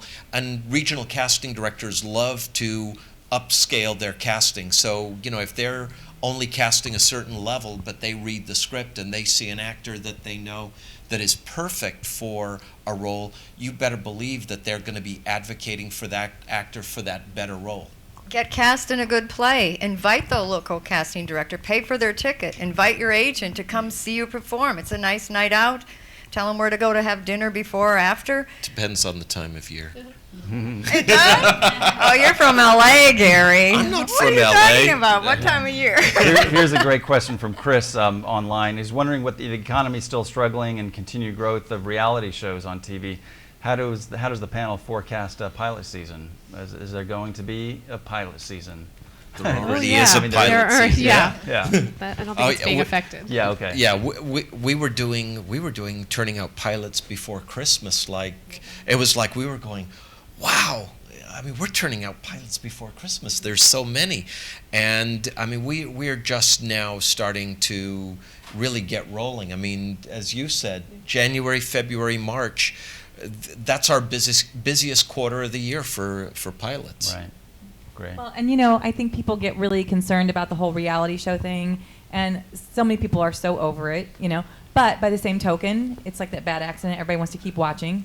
But you know, the truth is that, you know, 25 years ago, before I was born, you know, there were, 3 major networks, and that was it, right? And so, but now, how many bazillions of channels are there, for Pete's sakes? How much TV watching can we do?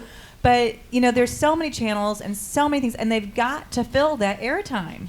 And they've got to fill it with something, and it can't all be reality TV. You know, so there's good stuff going on. I mean, even like was a TV Land that used to be primarily all reruns and things. I mean, they are kicking out some killer stuff. You know, so yeah, there's plenty of stuff happening. It may not all be on the big 3 networks, so to speak, like it was, you know, before I was born. But there's some really good stuff going on and good scripts to get your hands on. It may not be on one of those, but that doesn't mean it's not noticed, and that doesn't mean it's not viable, and it certainly doesn't mean it's not paying. So. Great point.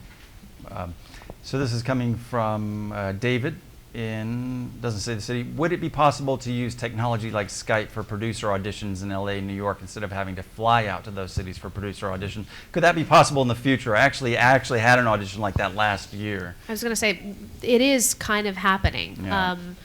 I've definitely, it depends on how tech savvy the producers are sometimes, and it's not the same as being in the room. There is no substitute for being in the room. That being said, there are certainly some roles whereby at least the initial meeting can absolutely be done via Skype or even iChat, or, you know, if we both have iPhone 4s, I'm sure we can make that happen. But we are absolutely utilizing that technology because we get it. It's really super expensive. And sometimes it's just not possible, but we do want to get you that meeting with the director or the producers or the network. So we are trying to utilize that. And sometimes we've even done, I know my office, we've done live video chat, not even via Skype, whatever, just live video chat so that you get a better picture, because Skype is sometimes a little Yeah. hard to see. That's a great point. But yeah, I think that everybody is sort of utilizing that. Yeah, and on that note, I'll say I had my first one, and it was actually producer callbacks for a major motorcycle brand, and it was just 5 of us down for the commercial. And I have to say that it was disconcerting for it to be the first time in the final producer callbacks last year. So I would encourage actors to do what Kim's saying, is just shoot it anyway. Get in front of the lens, be really comfortable where having a lens on you and camera and technology around you is nothing. Yeah, I had a guy hired from doing a Skype interview with the producer in August. Yeah. And he'd never even met him and got the job. So, Wow. I mean, other than, through technology. So it is happening, definitely. Yeah. Do you see a trend? Let's see, this is Kurt Howe from Missouri. Do you see the trend of casting directors using their iPhones and cellular technology to view video submissions and auditions? So the dailies, or the actual auditions from your iPhone. I don't iPads. have an iPhone, so no. Also, as sort of a technical thing, you can't actually watch it on an iPhone or an iPad yet, because at least through breakdown services, it's all flash. So Right, they don't have the right, yeah. technology Yeah. to look at it yet. Right. But for the most part, I think that we are all tethered to our computers. So I watch a lot of stuff on the computer, but I haven't yet moved it over to any kind of portable device. Okay. Right. I will say that the iPad is certainly a totally acceptable device Yeah. to watch that, and certainly in the in the near future, Yeah. we're going to be addressing that in a major way ourselves. Yeah, great. I have heard of casting directors having the casting assistant upload it to like their iDisk or an FTP in the QuickTime format, and then just the iDisk application on an iPhone, go grab those in QuickTimes and view them. Which I think is happening, Kurt, to answer your question, but it's not quite as prevalent given the flash and some of the technology. So that's Kurt from Charlie's talent agency in Missouri. Let's see. Let me go to the in-house ones really quick here. Some ways you can take control. Okay. I think we've already answered that. EcoCast, I can't even read this writing. Who is this? I'm not even sure what that says. That's in Arabic, I think. My parents never taught me that one. Let's see, page, should you take it? Okay, let's go online here. Currently in New York, this is Omar Massey, who could probably read that card. I mean, Simon Abou-Fadel, I should be able to read it, I can't. Currently in New York, the actor's career is being held hostage by casting directors who now charge money to see the actor audition. Oh, no. That's illegal. That's wrong. Yeah. That's what That's your Omar's saying. that's your signal to tuck your tail and run. Okay. Yeah.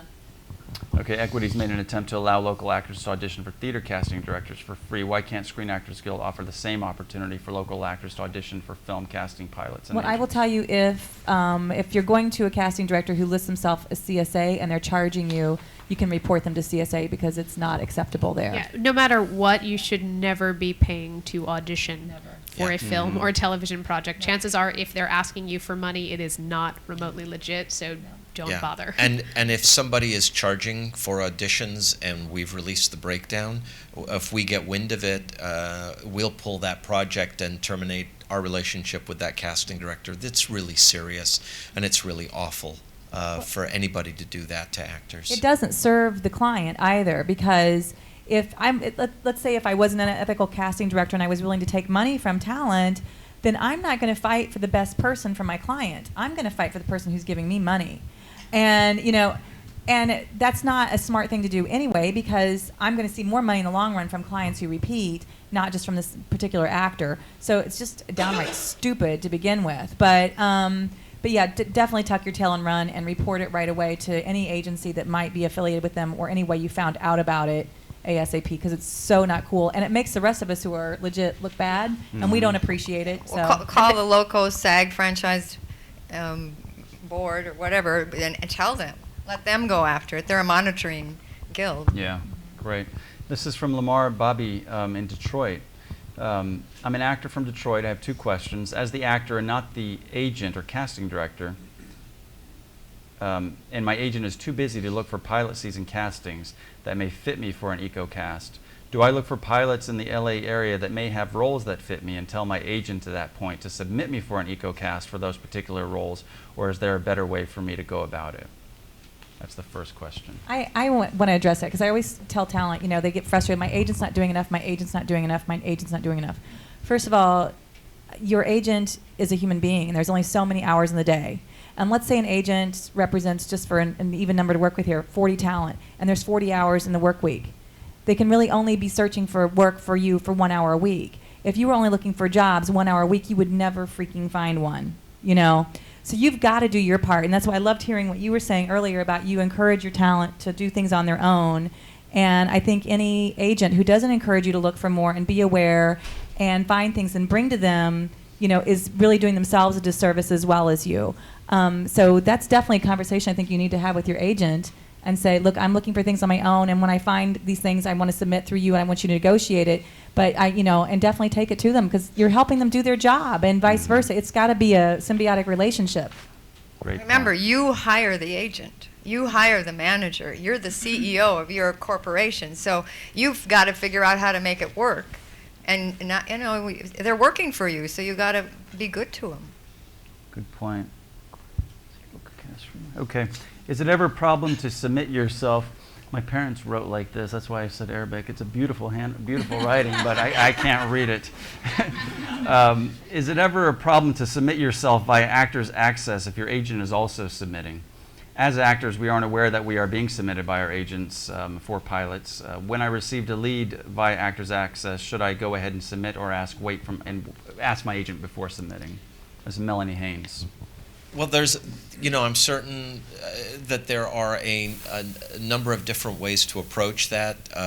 It depends on the relationship that you have with your agent and the level of communication you have with your representative or TIVs.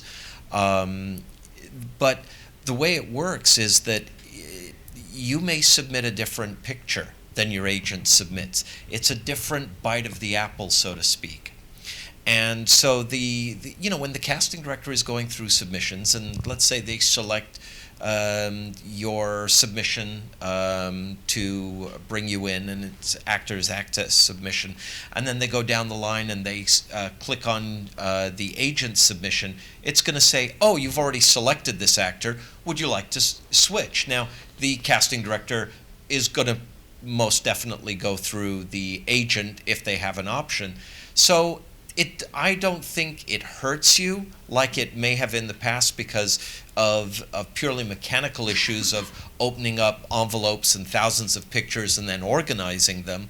Today, a casting director can go through submissions, and sometimes they'll key off of a picture, and that picture is submitted by you on Actors Access. I'll say this, if we're, and I'm only speaking for my office, but if we're releasing it to Actors Access, I'm assuming that there might be dual submissions, and I have absolutely no problem with that. That then gives you, two entries into the pool, as it were. So I think it's totally fine. And then, as Gary said, it's up to me to decide which person I want to go through, or Breakdown will tell me if I accidentally chose the same person twice for it. But I don't think that there's any problem, and I don't think, that you need to wait to ask your agent about it. If you have representation, chances are we're going to go through them, so they'll know about it anyway.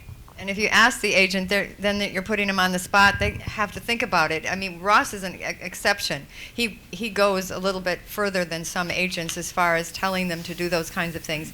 Most agents don't even have time to think about it. Oh, okay, maybe, I guess. Do you think, no, I don't know. Don't call me about every single project. I can't deal with that. Send me an email. Don't call me. I mean, send me an email and say I submitted for this, and this is the reason why. I met this casting director at a workshop. She came to see me in a play. I know her brother, and her brother, give a reason so you don't say all that on the phone. So I have to write it all down and go, oh my God, now I got to go look this project up, and then I got to worry about the fact that I submitted the same thing. No. Just do it carefully.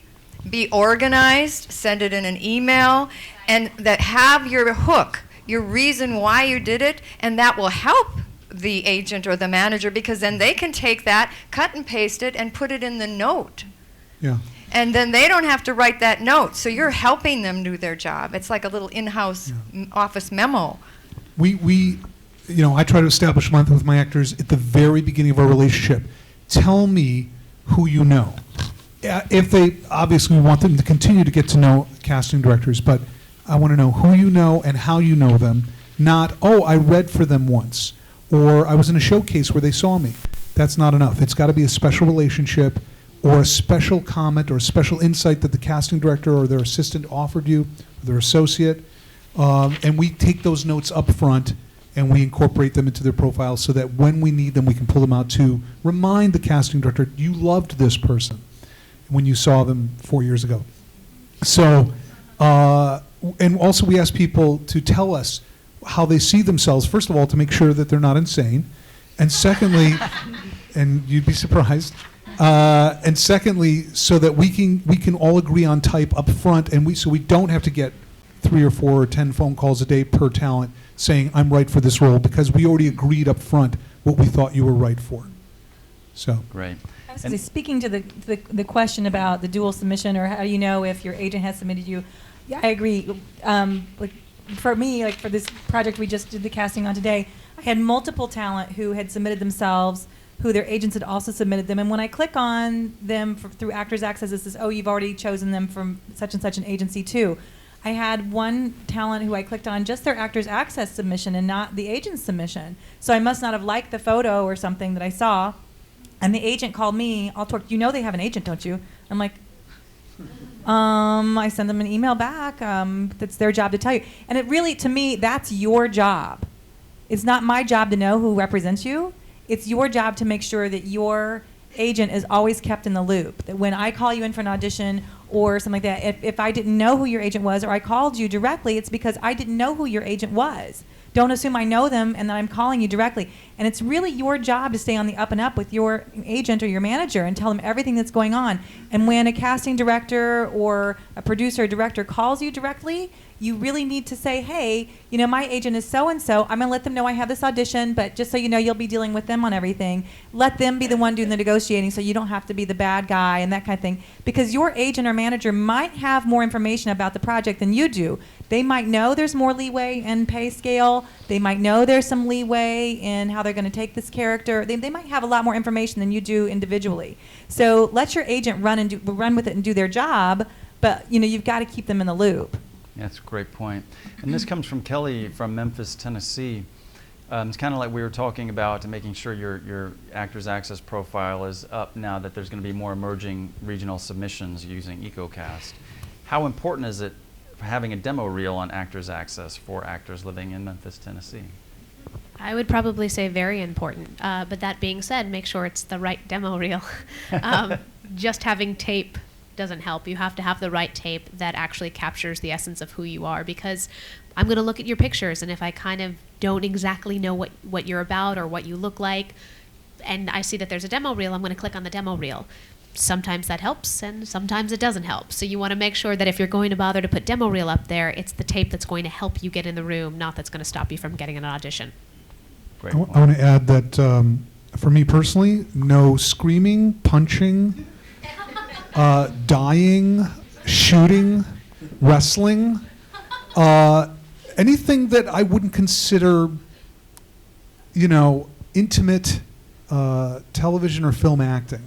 Anything that might be considered B-film material, I would say keep it off. I don't need to see the fake blood or the gore or how you take a punch unless you want to be a stunt person.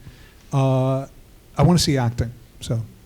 I think, too, one of the best resources, if you don't have a good demo reel, because I know a lot of actors in the regional markets have a hard time getting their hands on things that they can put together to make a good demo reel, especially a demo reel that would be appropriate for that particular project. So I personally think one of the best resources you have are those actor slates. And I know in St. Louis we had, Chelsea Studios came and they put did those off, I can't talk tonight, offered them up for talent who wanted to have actor slates. And I had an agent who said that 3 of her 4 talent who did the actor slates were all offered jobs within like 3 or 4 months in LA, because it really gave the casting directors in LA a chance to see their personality and who they are, and not just a two-dimensional picture, but really kind of gave them an essence of their personality. So those actor slates are really helpful. It's almost like being able to have a meet and greet available at any moment. Yeah, that's a great point. And here's a wonderful question from Joy, or Doreen Hamilton Hudson, and also a couple questions in the room regarding this. So the EcoCast system seems great, as does casting directors that are open to actor submissions out of LA. However, here in LA, for our people in the room, do casting directors actually look for main role submissions for actors with no agents or representation? Actually look for main role submissions from actors with no agent or agents that are not pushing them for pilot season. As an actor of color, I don't experience much action during what's known as pilot season. Please advise. So actors without representation or an agent that's really pushing them, how are they able to generate pilot season opportunities for themselves? I don't know if I have an answer for that. I think it depends on the projects. Each year there's a different slate of projects that get offered from the networks. And sometimes, unfortunately, no matter how much representation you have, there's just not a role for you. It just wasn't your year, and I'm sure that the agents and managers on this panel can speak a little bit more towards that because they see all of the, the breakdowns. I only know what I get to work on, but sometimes it has nothing to do with whether or not you have an agent or whether or not your agent's pushing for you. There just aren't the roles for you. Practice with another actor and pitch yourself. Why should you get that audition over all the other actors who've had series regulars in the past? I will say one thing, and it's a lot of it is a numbers game, and certainly if you're not happy with your agent, there are those, you know what you need to do there. But when you have 1,500 submissions per role, and the casting director literally only has time to bring in 20 actors per role, that's what you're dealing with. And why do casting directors bring in those 20 actors? It's because they know that those actors, their work, they can trust their work. And casting directors are independent contractors. They are hoping that the producer likes them and that they get hired or cast again for the next season. So they want to impress the casting or the producer with actors, and so they're going to bring in actors that they know. So a lot of the opportunities that people don't think they're getting are because they're not doing what they need to do to make themselves known to casting directors. A friend of mine, Blair Hickey, he always says that there's in advertising there's 7 impressions before a product is recognized. I mean, when you see a billboard and it says, buy Gatorade, you don't stop, run into the market and buy Gatorade. But the next time you're in the market, you may buy that brand over the other brand. And I think part of what actors need to realize that they need to do is not just rely on breakdowns, that it involves more marketing than just submitting yourself for roles. I think it involves being able to find ways of presenting yourself to casting directors. We always say, on casting about, do you know what a casting director is doing? Do you know what the assistant who just got promoted is doing? Did you send them a postcard saying, congratulations on your promotion? Well, guess what? That's an impression. It's not always about the actor, it's about recognizing that casting directors like to be recognized also for their achievements, that they just got a pilot. And those are ways of getting yourself on the casting director's shortlist, because again, there's a reality here that needs to be spoken, and that is any casting director doesn't necessarily need breakdown to do their job. Okay, it's only because casting directors don't want to leave any stone unturned. Because a casting director knows easy 50 actors that could play every role. And when they're reading a script, what's the first thing they're doing? They're reading the script and they're making notes on who could play that role of people that they know. Get on the casting director's shortlist and be smart and market yourself in a way that gets you to that point. And on the short list is if you've been a co-star or a supporting role in another project that they've done. They know your work ethic. They know your ability in the room and the callback in front of the producer's session. They're comfortable with you. Usually a casting director will bring in those 20, and then they'll maybe take a gamble at 10 they don't know every casting session. Because then they're getting to know some new, they have to have a process of their madness too, because there's so many actors that they want to get to know and to try out, and they will. But they also have to make sure they don't lose their job. I think that every casting director, whether they're in LA and they're doing the biggest feature film of the season, or if they're doing a small commercial regionally, I think every casting director has had multiple times those situations where suddenly a director looks at you and go, oh, I forgot to tell you, we need a blank. And by the way, we need it tomorrow. You know, I mean, I had this happen on a film. We literally finished on set at 11 o'clock at night, and the director looked at me and said, oh, darn, I forgot to mention, I need 2 blues players, one who can do harmonica, one who can sing. I wrote some lyrics. I hope they can make something up on set. And I said, oh, fantastic, because I need them to both be older, black men, scruffy looking, you know, gave me this real specific description who could just whip out this music with no problem. I said, okay, well, when are we shooting that scene? He said, 6 a.m. And so 11 o'clock at night, you know, I knew, okay, where do I find these guys? I knew like a place in St. Louis that would have these guys. And I went and I said, okay, where are they? You know, and it was a scene out of a movie itself, trying to find these guys. But we found them. So the reason why I bring that up is because you as an actor, if you can keep submitting those headshots, you know, submit those little notes with your, you know, I love those little postcards that have your headshot on them. I think that's like the smartest money you can spend as an actor, because it lets me see your face over and over and over and over again. So then when I do have something right for you, I go, oh, wait, that girl, the one with the blonde hair that had the big blue eyes, that wore the green shirt in her headshot, where is she? And I can search through and find her, because I think she could be perfect. So the more you show us you, the more likely you're going to get a call. And the best part is you don't have to open an envelope with those postcards, Those right? are great. I love them. No trash. They just go in my little file. They're great. Yeah. Cool. I want to know, did you go out to the blues bars to find that guy? I did. Did you have fun that night? No, I didn't have time to have fun. All right, so we have about 10 minutes left, and I want to get to all these St. Louis questions. is known for its blues bars, but I didn't have time to have fun Nice. that night. I had to be on set at 6 a.m. That's I'm praying great. that my talent was going to show up. So we have about 10, 15 minutes max, and we have a bunch more online questions here. Melody from Starbright Talent here in Los Angeles. Can you elaborate on the dynamics of sending tape for an audition? I use EcoCast as much as possible, but some casting regionally still seems resistant to seeing online auditions. It is the wave of the future, but how can I, as an LA rep, get them to consider a private YouTube, EcoCast, and the like? Sometimes I just want to send an audition, say, to New Mexico, casting for someone who wants to audition, but living here. I can't wait till Skype and the like will be the standard, at least for pre-audition. Thanks, Melody from Starbright Talent Management. You're already using that feature, which is you can initiate an EcoCast, and when you send that audition, it automatically includes the resume and picture. So, Yeah, absolutely. yeah, Well, you know, but it has been for LA castings. It was people who were out of state who wanted to get in on a casting in LA. right.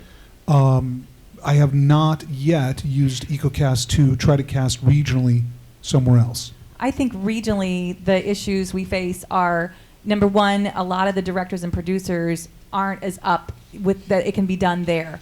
They assume it can be done in New York and LA. They don't realize it can be done, and that, you know, regionally we're savvy to get it done. So they don't see it as an option. Mm-hmm. And I think a lot of times one of the reasons why they hire a regional casting director is because they want to see everyone literally on the same page, the exact same direction, in the same light, the same camera equipment. And so a lot of times that's why they hire a casting director. And so yeah, it's trying to massage all of that. It's not just the casting director. Mm-hmm. A lot of times it's our client who says, no, I don't want it done that way. Great point. A lot of questions here, Jay Stahl from Atlanta, about actor reel. Should I go out to do the actor slate, create your actor reel? I think in today's, it's pretty clear that if you can get an actor reel together, get it together and make sure it's the right one. Have Right. both. But really, I mean, you made the point earlier, and again, I think it's worth repeating in that a bad reel is worse than no reel. Mm-hmm. engage your representatives, your acting coach, to advise you on whether that really shows you off in a light that you would want shown off, because that is a first impression, and that impression may last too long sometimes. So it was a really good point. So Yeah. Gary, I want to ask if you can confirm this. Casting directors have a checkbox that says only show actors with reel.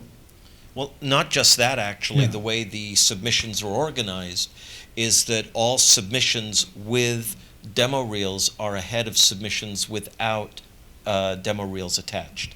So when there's 1,500 submissions and the first 400 have demo reels, the actor that didn't submit a demo reel is going to be after that first 400. Great point. And I just say refer you to the SAG Foundation archives on the Real Deal and actor reels. Right. There's a video there on getting a reel together. Well, I was Go gonna. ahead. I had no idea about that, by the by. But I think it also depends on how you're looking at your submissions and what you're doing, because there are other things Yeah. that casting can do to change those. So don't panic. Like that all of a sudden your submission's not going to get viewed, because each casting director views submissions differently, and you can filter it either alphabetically or whatever. So there are plenty of other Right. ways to filter it where that is not necessarily the only filter that you're seeing. Right. The default is that, but certainly if a casting director wants to look at submissions alphabetically, they make that choice, or who submitted first ahead of others. There's plenty of options for casting directors, because after all, it has to be the way they want to look at things. Cool. This is from Michael Johnson, aspiring actor in New Jersey. Thank you so much for your time and advice here. Unsolicited submissions to casting directors and agents are frowned upon. I love this question. Does submitting to these people once put you on a blacklist as an annoyance and guaranteed never to work? If they are welcoming, if they are welcoming of cold submitting, is your one submission your only chance to ever make contact with them for potential work or representation? Michael Johnson, aspiring actor in New Jersey. I certainly don't think that submitting once to any place would put you on a blacklist. I think the reverse would be true. Submitting multiple times unsolicited would probably start to get irritating. And then what was the second part of the question? If the casting director does welcome cold submissions like a link, because some of them who have come have said they will look at a link if they have time, is that your one chance? Is that your your only opportunity? I think you should always look at it as Yeah. your one chance. Sometimes it might be the only chance, and you might make a horrible impression, and they might never see you again. The reverse is also true. You could make the best impression, and you could have a friend for life. So I think you should always look at it, whether or not you're in the room or you're putting yourself on tape, that's your one chance. Also, I think it's important to really draw attention to why you're submitting. So if you know that a casting director needs an actor who speaks the dialect that's spoken in Mexico City, you're going to maybe make a submission, an unsolicited submission, and write on it, lived in Mexico City for 2 years.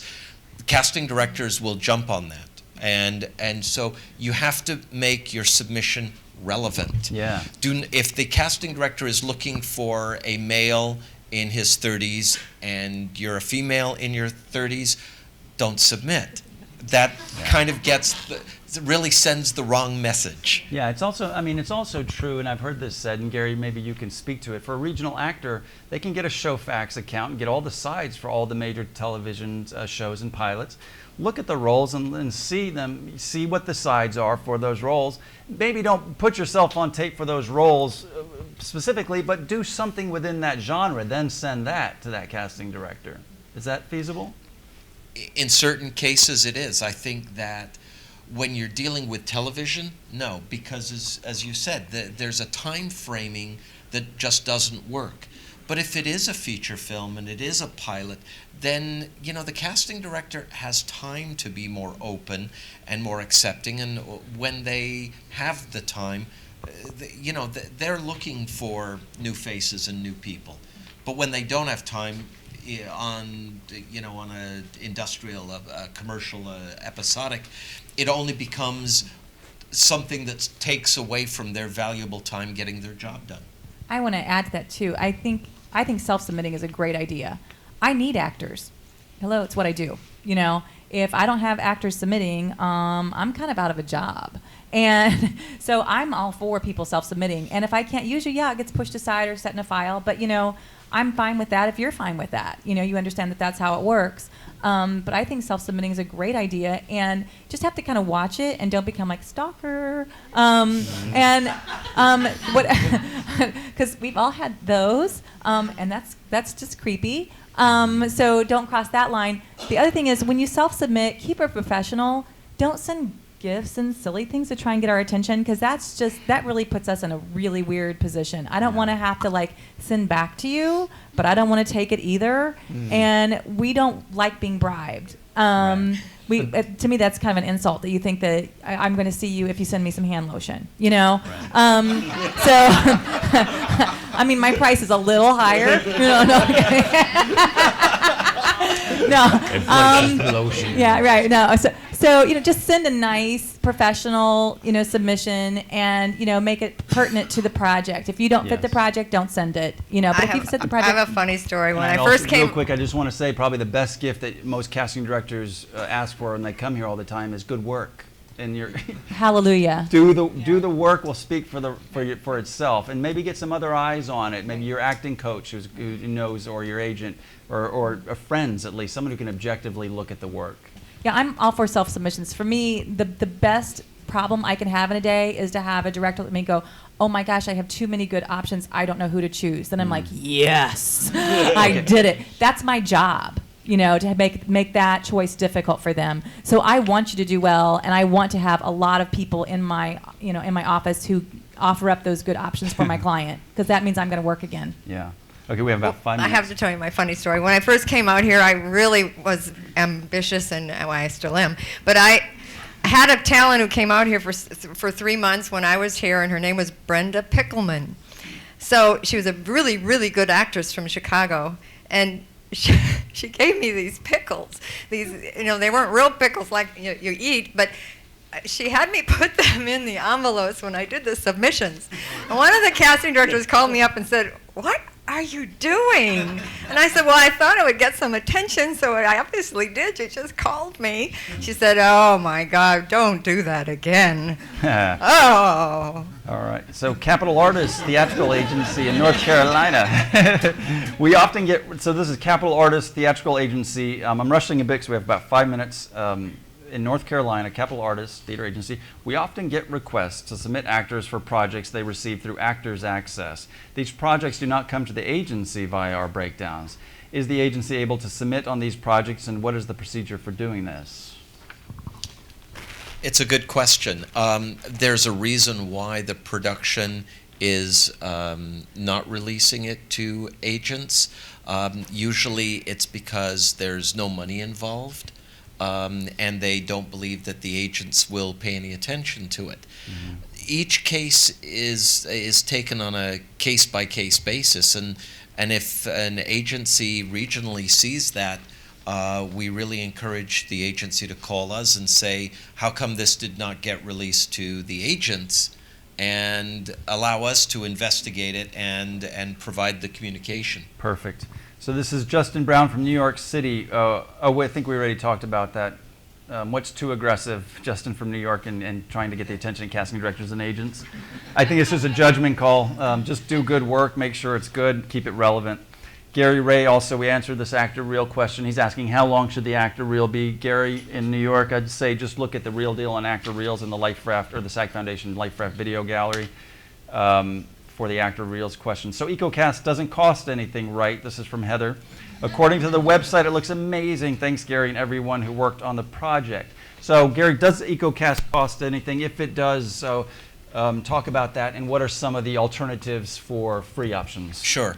The most it would cost an actor under certain circumstances is $3.50 to submit 5 takes. However, if the agent films the video for you, it's free. If you are a Showfax member, it's free. And if your agent sends you the invite and you don't want to spend $3.50, that's okay. Just send your audition to your agent via WeTransfer, or you send it. and let them do the upload. So there are lots of options to not pay the $3.50. And we're not shy about telling you about those. Mm-hmm. Great. I've always been told getting a well-connected LA agent, Ross, or manager, Betty, is impossible if you don't live in LA. Is that nonsense? I think we pretty much touched on that. That's Tim Holt. It's not impossible. You just got to really make sure it's worth it. And you really got to prove to them that you're serious, you're going to show up, and that you're talented. Let's see. How do we know when the right project's okay? That's another one. A lot of questions on actor reels. Again, just look at the actor reels video. I have an agent in Texas. Do I also need an agent in LA? That's from Dalton Gray, twittered in.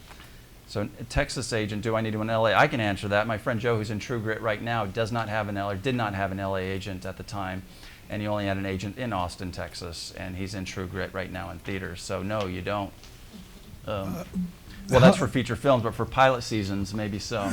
I would say that might be the exception to the rule, rather than the rule. What you're quoting there. Okay. SAG has jurisdictions in different areas. If you're getting a role in Los Angeles and you're working in Los Angeles, obviously, if you can get that without an agent, that's great. Congratulations.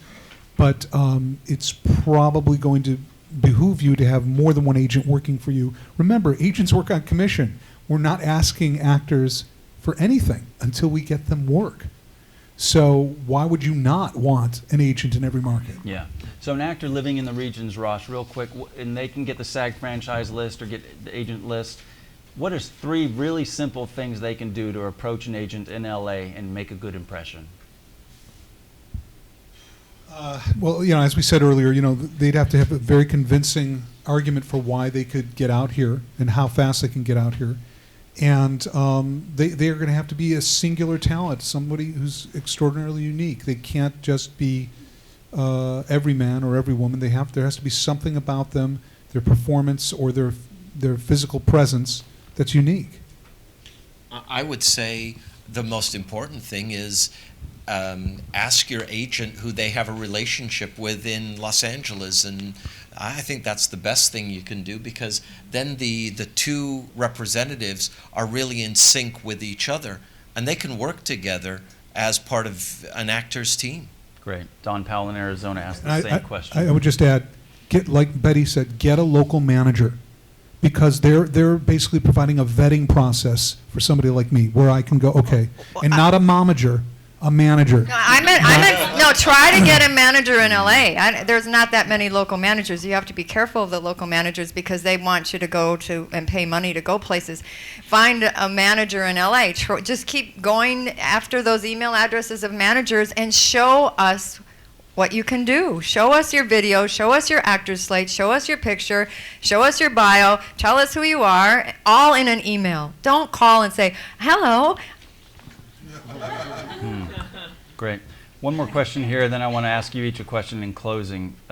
What do most LACDs like to see as far as slates, Lauren?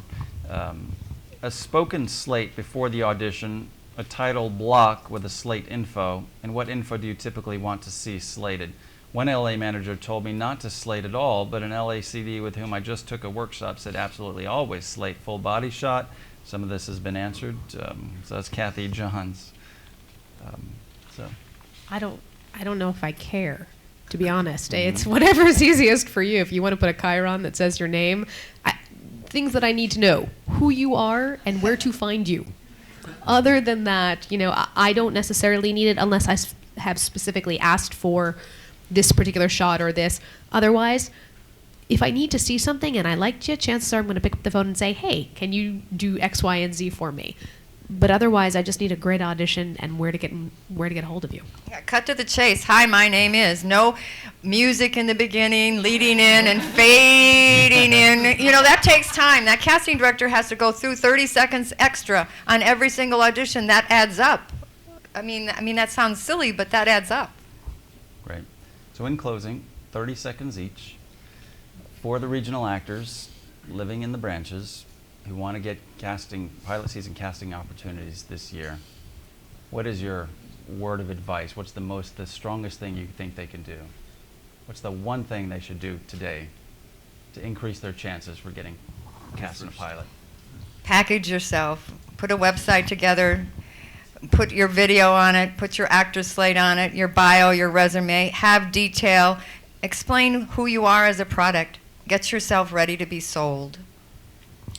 I would say one of the best things you can do is practice in this medium, in practice in front of a camera, and understand where the camera is framing, what makes you look good, how to present a really professional audition that you shoot yourself. That's one of the best things you can do.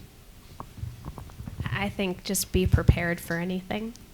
Make sure that if you get an opportunity that you are prepared, and that means doing everything that we've said tonight, doing your homework, knowing about the business that we're in, and understanding what it takes to even get that audition, and putting yourself in the prime place that when you're called, you're ready to step forward. She took my answer. I always say, luck is a funny thing. The harder I work, the luckier I get. So you have to do the work and be prepared. I think one of the biggest mistakes actors make is they're not ready when the opportunity does hit. They think they're ready, and they've been sending out these resumes and headshots, but they haven't been practicing cold reading. They haven't been going to class, and they get there, and then they freeze, and then their opportunity is shot down in 10 seconds. You have to keep on your chops. If you're not in a good acting class, you need to do it. Period. No ifs, ands, or buts about it. Congratulations on being in the union. It does not confer upon you the training that you need. It just means you have passed through certain barriers and you are now successfully recognized by the union as a union actor. Get training, get training, get training, get an amazing reel, and play your own age, and play something in the last 40, 50 years, and I love this thing that a newscaster said. I've said it before, but the expression is, if you don't like the news, go out and make some of your own. And that means get your webisodes together, get your fan base together, and convince an agent why, or a manager or a casting director, why you're ready, and just do it, and do it as much as possible. Get into as many projects as you can. Thank you all so very much for joining our panel tonight. Thank you all for joining us online and in the house.